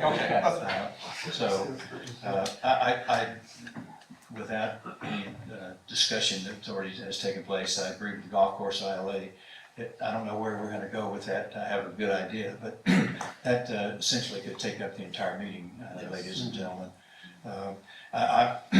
A master ILA right now, I've been through one of those efforts, and I can tell you it's more painful than anything we've been through before. But as far as the other budgetary items, I agree. I mean, and maybe in the relationship with the golf course, the subjective discussion on partnership might be in order as a way to end that meeting.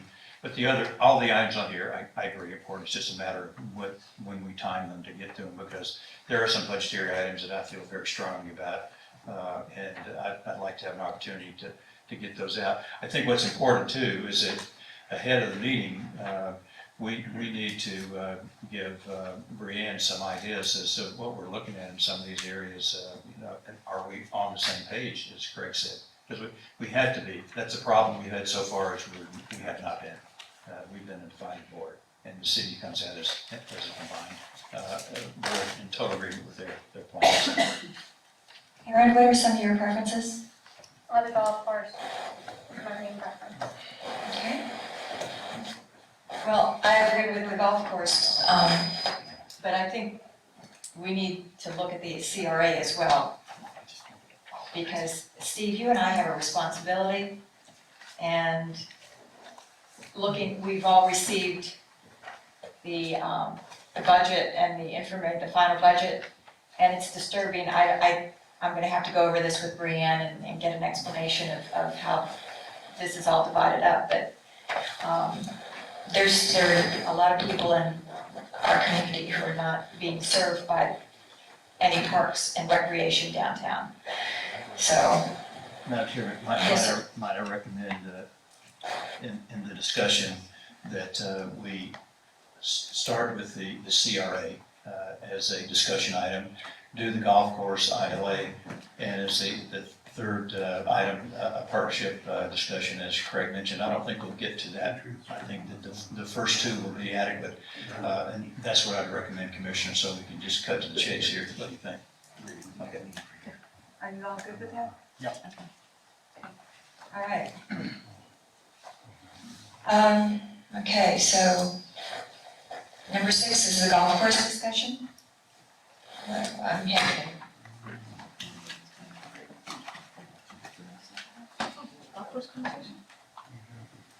Sure.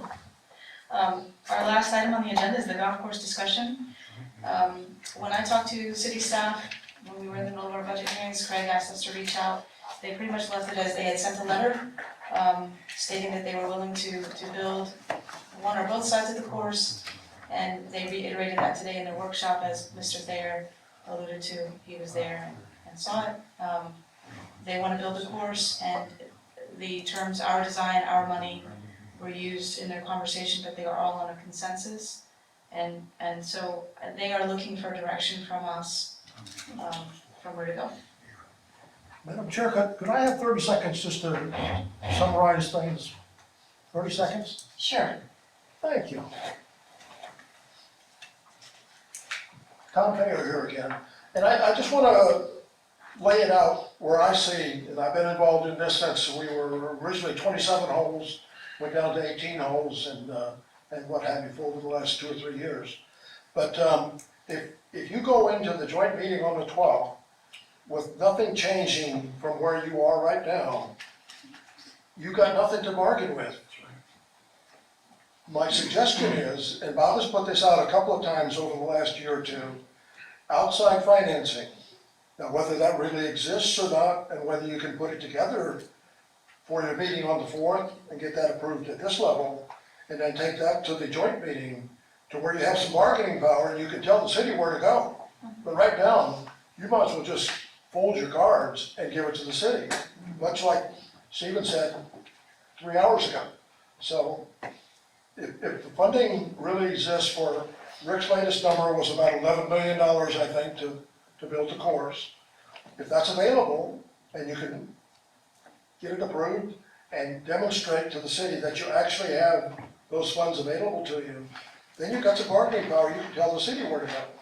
So that's my comment, and I thank you very much. Thank you, Tom. Thank you. I will say just quickly so that you can know, I did talk to Will Reed after our budget was passed with the current millage rate from Ford and Associates, and he did work up a few numbers. He hasn't sent anything over because we haven't asked for that specifically, but there is the potential still for financing, not at 25 million or anything like that we had talked about before, but at a lower number bond with our current millage. There's still potential for that independent financing.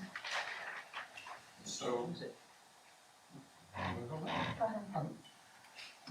my suggestion would be that we move forward with a resolution that asks the city, that entertain their letter, asking them to proceed with whatever design plans they have, subject to our approval, and provide us with an interlocal agreement. I think the city has the financial resources easily available. I do think that we can obtain sufficient financing to do the east course at a minimum, and possibly the west course over time. but let's see what they have to offer and where we agree or disagree. I mean, right now, I don't know. If they really want to put the driving range in the middle of the 18-hole course, I'm gonna say no, because I think it's a safety hazard. I think the city has to go through the educational process we went through, and you'll come to similar conclusions of the design and the layout. Do I really care whether we install the irrigation system or they install it? That's what needs to be done right now, for both sides. So, to me, let's let them start, give them the okay to start, but I don't know what the interlocal agreement will have on it, and if there's something in there that is not fair and balanced, then we just say no. In the meantime, I do think that regardless of what happens on the golf course, I would like to see the district get a credit rating, and that will secure your credit spread for any kind of financing in the future, and it gives you more options. And I think that credit rating will be very favorable and on par with the city. So I would say that's something that we can do over the next few months. So Greg, are you making a motion to have the city take over the golf course as long as the ILA is? I don't like that word takeover. I guess Takeover, I'll make, the motion I would suggest is respond to the city's kind offer that we proceed with them developing a plan and telling us what their plan is and how they would use it, as well as an interlocal agreement or an interlocal amendment to our existing agreement. We're not saying that we're going to do it, we're just saying that we want to find out what their ideas are and how we can work together. I have a question for council. As of your opinion about our enabling legislation and not being able to convey property, Sell property. what about giving property? We would look at that. aren't we still owning it? We believe, based upon our review of the law, that you cannot sell property. Whether or not you can convey property or have an intergovernmental exchange of property is an open question. Okay, thank you. We limited the opinion strictly to sale. Okay, Steve?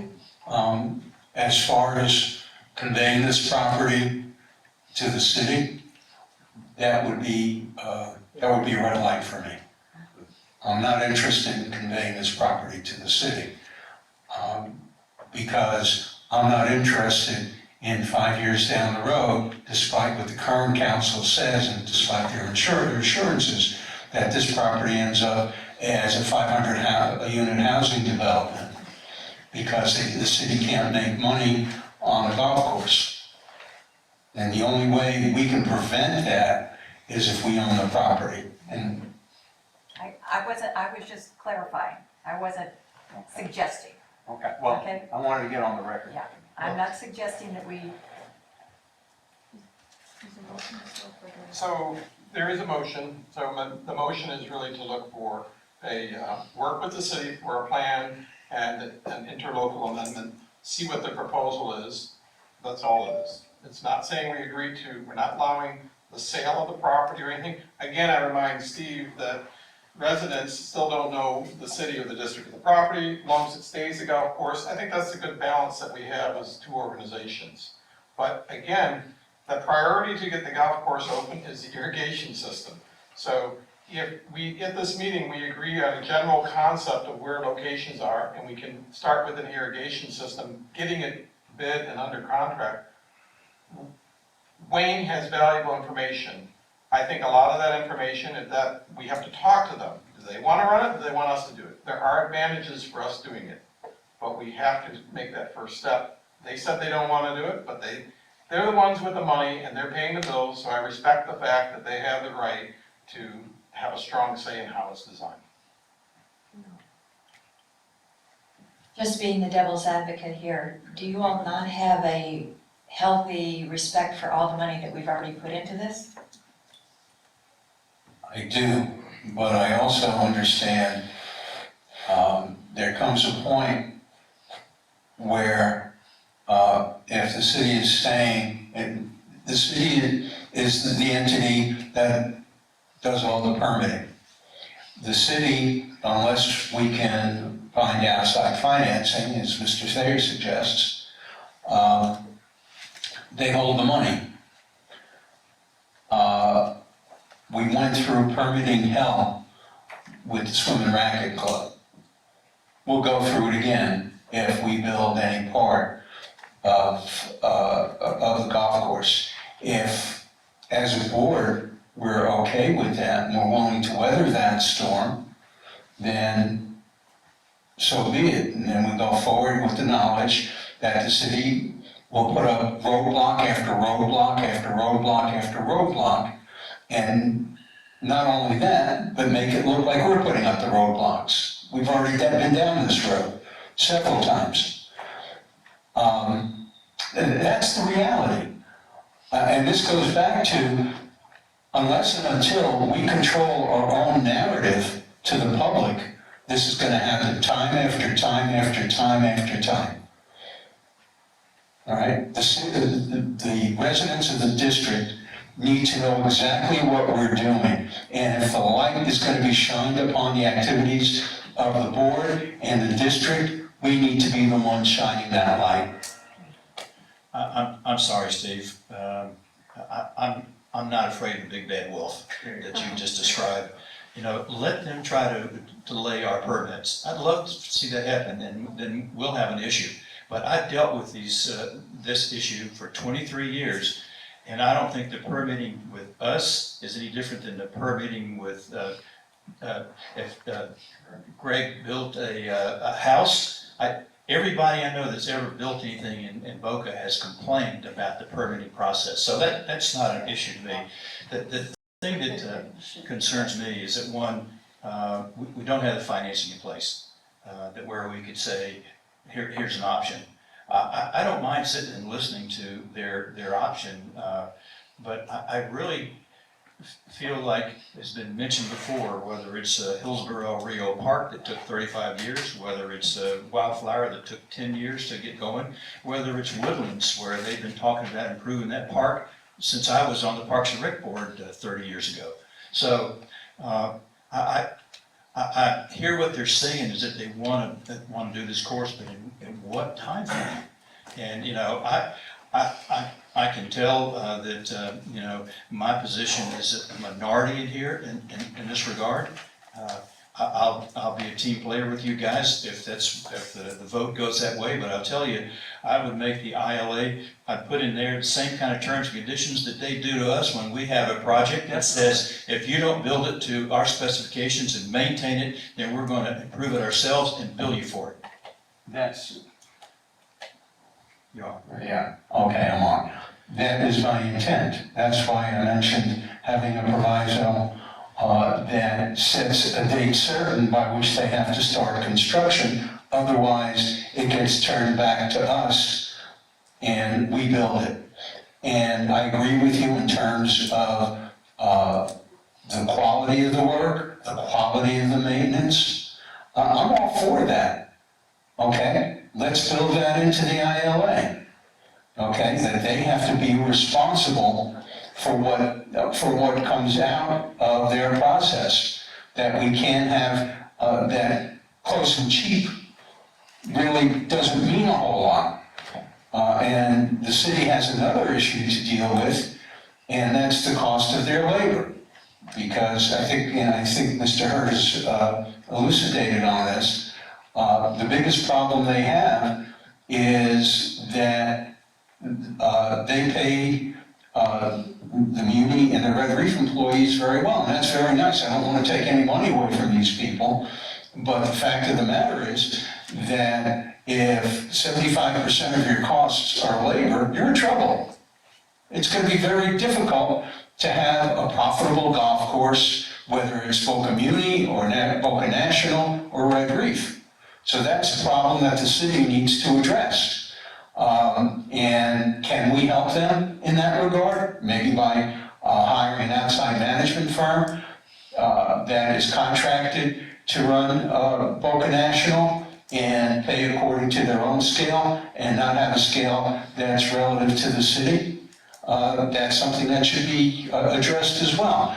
I'm all for holding the city's feet to the fire and making sure that that whatever product is the end result, is a quality product, and that is up to our standards since we're the owners of the property. Look, I think I understand the concern, and I'm afraid that if we're gonna get into a pissing match over the contract, we're gonna be another 6 months working on it. So I think part of the meeting is gotta discuss what can we do jointly, do we agree on a general design? Maybe it is different paths, but to Bob's point, let's proceed with the financing option. We don't have to take it, but at least get it all lined up. Proceed with the credit rating, we'll get that all lined up. You'll know where you stand with all that, early next year. So we'll have those items. In the meantime, I would say let's go into that meeting with the city in a good spirit, in the sense that I can assure you the contract is gonna come back that says we have a takeover. And we have to push it back and say that's not what we really wanted, we're gonna have to wait on that. Because it's not only what's put into the ground, it's about the programming. Red Reef is a beautiful course with no programming, no usage, no nothing. And I'm sure the residents over there are happy with it because there's no one on it. We put 24 million commitment into it with the city, and so it has to break even. That's what I thought we were gonna do going into this.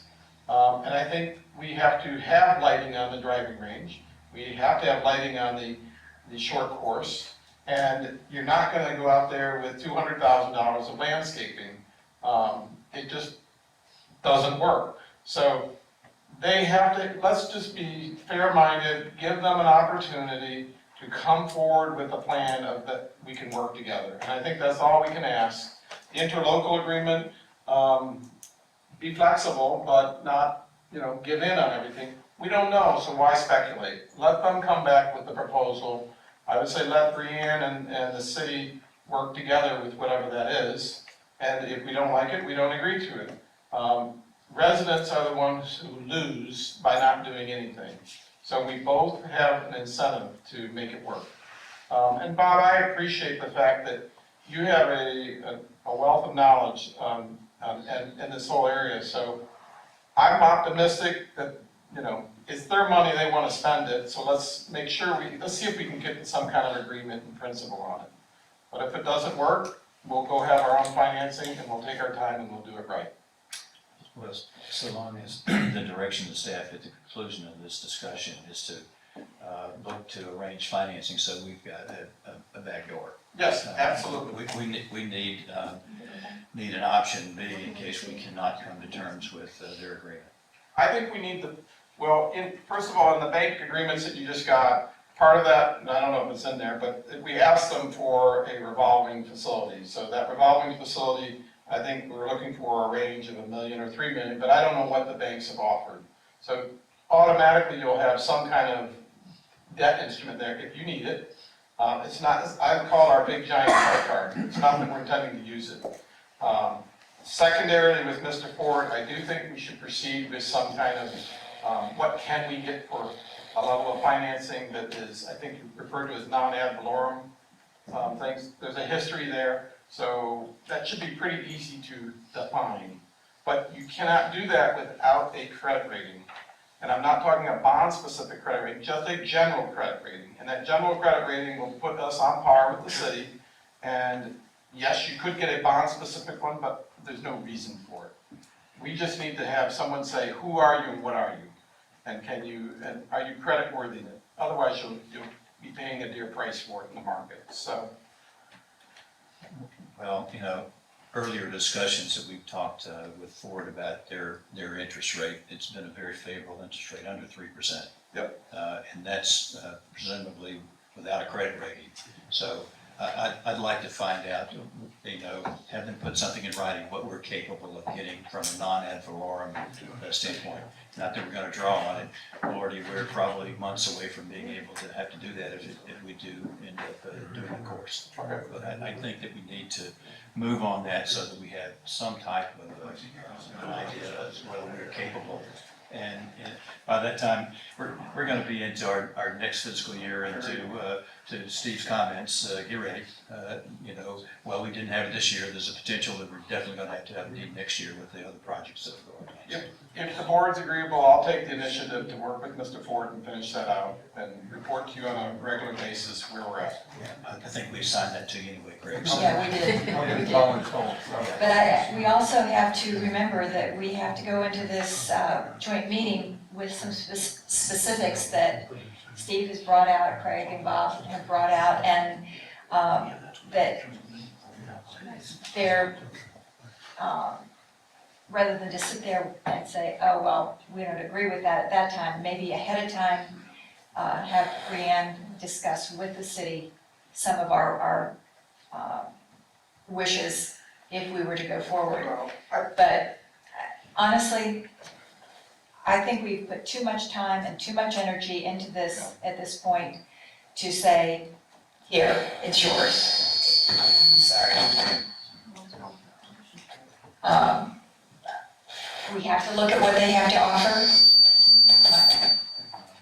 So, back on this side of the table. you know, it's all my blonde hair dye. Just to- But to be fair to them, we need to look at what they have to say, but we also have to remind them that Price and Fazio have reduced costs, but they have not reduced quality, and that we have put a lot of taxpayer dollars into this, that I remember Mr. Thompson being very defensive about wasting taxpayer dollars. Well, I'm gonna get defensive about wasting taxpayer dollars, because I think we've put, this has been money well spent and research well done by Price and Fazio. Mom says. But to that point, we don't really have to offer anything, but this is their offer letter, they need to tell us. How many times have we gone to them and said, what is it you want? You want a number. We gave them a number. You want it reduced. We reduced it. We've had, Rick Hurd meet with them individually. Aaron's met with them individually. I mean, I think they owe us a plan and an ILA. And then what I've heard tonight is give me a timeline too, because it's not gonna be on the Hillsborough or the Wild Path or Wildflower timeline, 10 years. We can't live like that. So give them the opportunity to do it, go into it with an open mind, focus on the things that we need to get done, and how can we do it together. Who owns the property is irrelevant. We, the community, own it, but let's just kind of go forward with, we want to build a golf course, and it has to be a quality golf course, and it has to have proper programming. Those are our objectives. And how we get there is another part of it. But let them tell us how they'll do it. Aaron, you haven't said anything. Well, it's not really fair though for us to ask them for a plan within the next 2 weeks. Is it? You mean like a layout plan? No, I think we have done all this work, what do they want to do with it? Mr. Thompson has said, I don't want it. So tell me what you're gonna do and how you're gonna do it. So what time do you need? Forget the interlocal agreement, focus on when are we gonna get a golf course? So you're saying if we were okay with them not taking it over but constructing the golf course, what would their ideas for the course be? And what would their timeline be? And what would the ILA kind of look like? That is correct. I think if we can come out of that meeting with that, the way you laid it out, that'll be a big accomplishment, Aaron, to do that. But, I mean, that is, listening to the conversation, that should be our expectations, the way you describe it. Right. Yeah, so do we have a motion? Or do we need a motion? It was a motion. Did you? Okay, 1971. So Do we need a motion?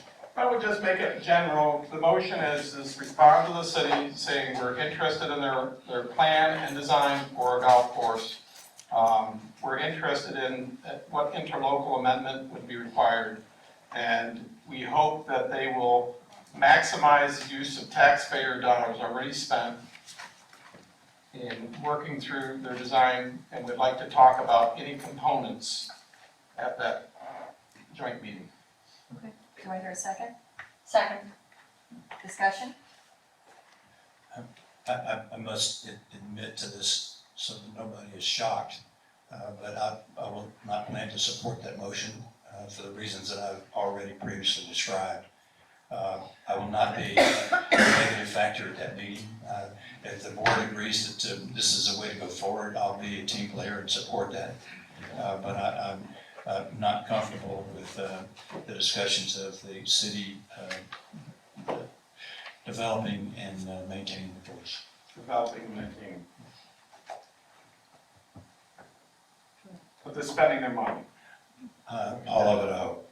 Yeah. All of it. Yeah.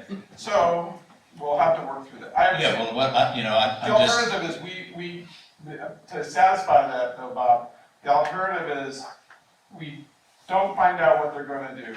We stay, stuck where we're at, and we find out later, that we have financing, and we go down the path that Steve said. Craig, listen, as I said, I'm not gonna be a negative person at this meeting, but I'm not gonna change my opinion about what I need to do. I just believe strongly in that, Okay. and so, we're 5 independent thinkers here, and I feel very strongly about that, and have from the very beginning, that Price Fazio is a plan, and we should build it. Now, if the commission decides otherwise, I'll get behind that, and you won't hear another peep at me. Okay. What if they accepted the Price Fazio design? Just throwing that out there. I'd be a lot more comfortable with it if they did. I would too. So would I. I think the feeling is, the consensus on this board is that Price Fazio did their due diligence, and they went through everything with a fine-tooth comb.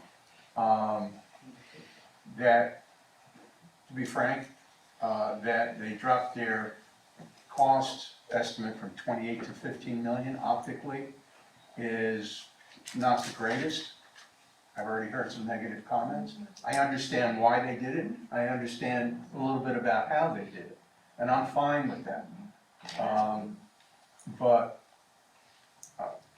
the city has to learn its lesson, that close and cheap doesn't mean success.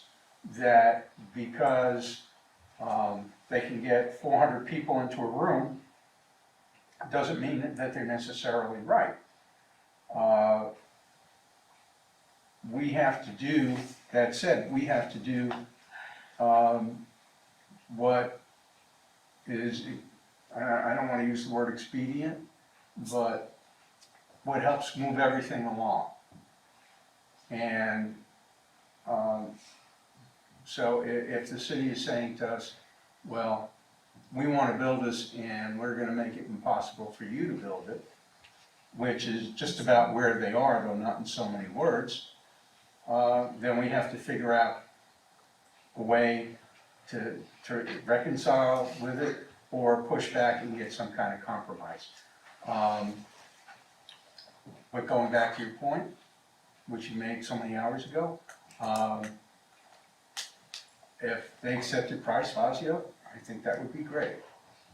I don't know that they will, but I'd be perfectly fine with that. Well, there's a motion. Is there any more discussion? I call a question. Calling the question. All in favor, say aye. Did someone second my motion? Oh, yeah. Karen did. Aye. Opposed, like sign? Aye. Aye. 3-2. Motion passes. Thank you. Okay. On to Mr. Ernst. We have an amended invoice sheet with the yellow highlighting. Madam Chair, I'd like to present invoices, a total of $2,194,004.58. Do you want to add the $10,000 check that you approved earlier tonight? We could, if you'd like to do that. From the 2000? Yeah, so, I'm gonna do my math again. $2,204,000. There we go. Oh, $4.58. What was that, Steve? $204,004.58. Do I hear a second? Second. Discussion? All in favor, say aye. Aye. Opposed, like sign? Aye. Motion passes. Okay, reports and discussion. First up is the executive director. Yeah, Oh, sorry. no, Oh, she got it, You got it? she got it. Okay. 2,200,000 or two, And we're going to cast a 204,000. name vote. I just want to make sure the record reflects. Okay. I'm sorry, was it unanimous? No. No, it was a nay. She was in it. Yeah. Oh. I missed that. Okay. Executive Director. Yes, on the note of, and you mentioned Red Reef Golf Course, and I just wanted to compliment staff, they're working on improving the programming out there. They're actually adding a juniors tournament, that'll be Sunday, November 10th, so I'll get that flyer out to everybody. They'll be using Ocean Strand for parking for a beach cleanup on December 14th, and the Rangers are going to assist with the parking out there. Jacob did put together the MOU for us to work with the RDK Foundation. We sent that off to Lauren Diamond, and she just was out of town, so she got back in town and she's gonna let us know how she feels. So we'd like to put that on for the next agenda for approval. We've been trying to get a work order so we can see the funicular design from the city. I haven't been able to get that. Michael has tried as well, so we'll reach out again and see if we can get that information from the city. We did get the banking RFPs back, and we distributed copies here tonight to everybody. There was 3 banks that responded, PNC, TD, and Bank United. So we'll add that, not to the next agenda, but maybe in December, once we all have a chance to process these, and Merck can go through them as well and see where we're at on these banking RFPs. Hatchery Fields, we're just working through some punch list items, and hopefully at the next meeting, we'll have the final pay application for them, and that'll be wrapped up. We have the golf course fencing issue, just so everybody knows, the temporary fencing was restored. We're gonna have a monthly lease of $1,300, and FPL is mitigating some of the damage that was caused where they removed vegetation on Clintmore, so they're working on that. We did distribute the CRA downtown budget tonight in everybody's folders, so you have that. And another item that came up last week that we'd like to put on, or not, it depends on this golf course conversation, I guess. Some of you had some ideas on what to do in lieu of temporary fencing where the 4 corners are on the golf course. There was 3 different suggestions. One was buttonwoods and hedges, another was fencing with fake vines, and another was inverting the fence to block access but allow for open passive area in the neighborhood. So I don't know if we want to talk about that on November 4th and get some direction from everybody about what they want to do on those 4 corners. Didn't FPL say they were going to, That's on Clintmore. I was on that Clintmore, Yeah. okay, it's just the 4 corners. Yeah, we were just out in Arizona and they were doing a major reno on the hotel we were staying in. And they had this incredibly aesthetic, it was like ivy vines instead of just the plain green fencing. And it was quite pleasing to look at, and it almost looked like regular vegetation rather than just have this screening up. But I think we have to wait and see what our decisions are going to be and what the decisions will be on the golf course before we move So we'll forward. talk about that. For now, we're just gonna lease that fence. Okay. Anything else? That's it.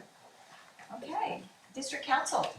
Thank you, Madam Chair and Commissioners. At some point in time, we would like very much to be able to entertain you with the Sunshine of Public Records and Ethics presentation. I know we've deferred it several times over the past number of months because of some very pressing, important issues, but at some point when the chair and the board would feel appropriate, we're happy to give you whatever time you would take to schedule that, and we'll coordinate that with you as your calendars permit, so First week in December, first meeting in December? Everybody good with whatever you that? prefer. That's the second. It will be December What's the next? 2nd? Yes? Yeah. We promise to keep your attention, retain your attention, and enthrall you with all manner of good things. Well, I would suggest that if we do that we keep the agenda light, because the sunshine presentation is at least an hour, right, Sam? Correct, and that's really cutting it down to the bare minimum, but we would hope that you'd have questions, and would have to do our best to answer all your questions. I need to double check, but I may actually be out at that meeting because I have jury duty in December 2nd. Double check. It was earlier, so we'll check. Good luck. That's all I have, Madam Chair and Commissioners, but I think that's an item which we've not forgotten, and obviously it's important for all of us to have that We'll have, that display, would you rather make it a sure thing for the second meeting in December so that? whatever you prefer, um, wherever you beck and call. Okay, why don't we do that? That would be the 16th. Sure. Commissioners' reports, Ms. Wright. None. None. Okay, Steve. I just want to belabor a point I brought up before.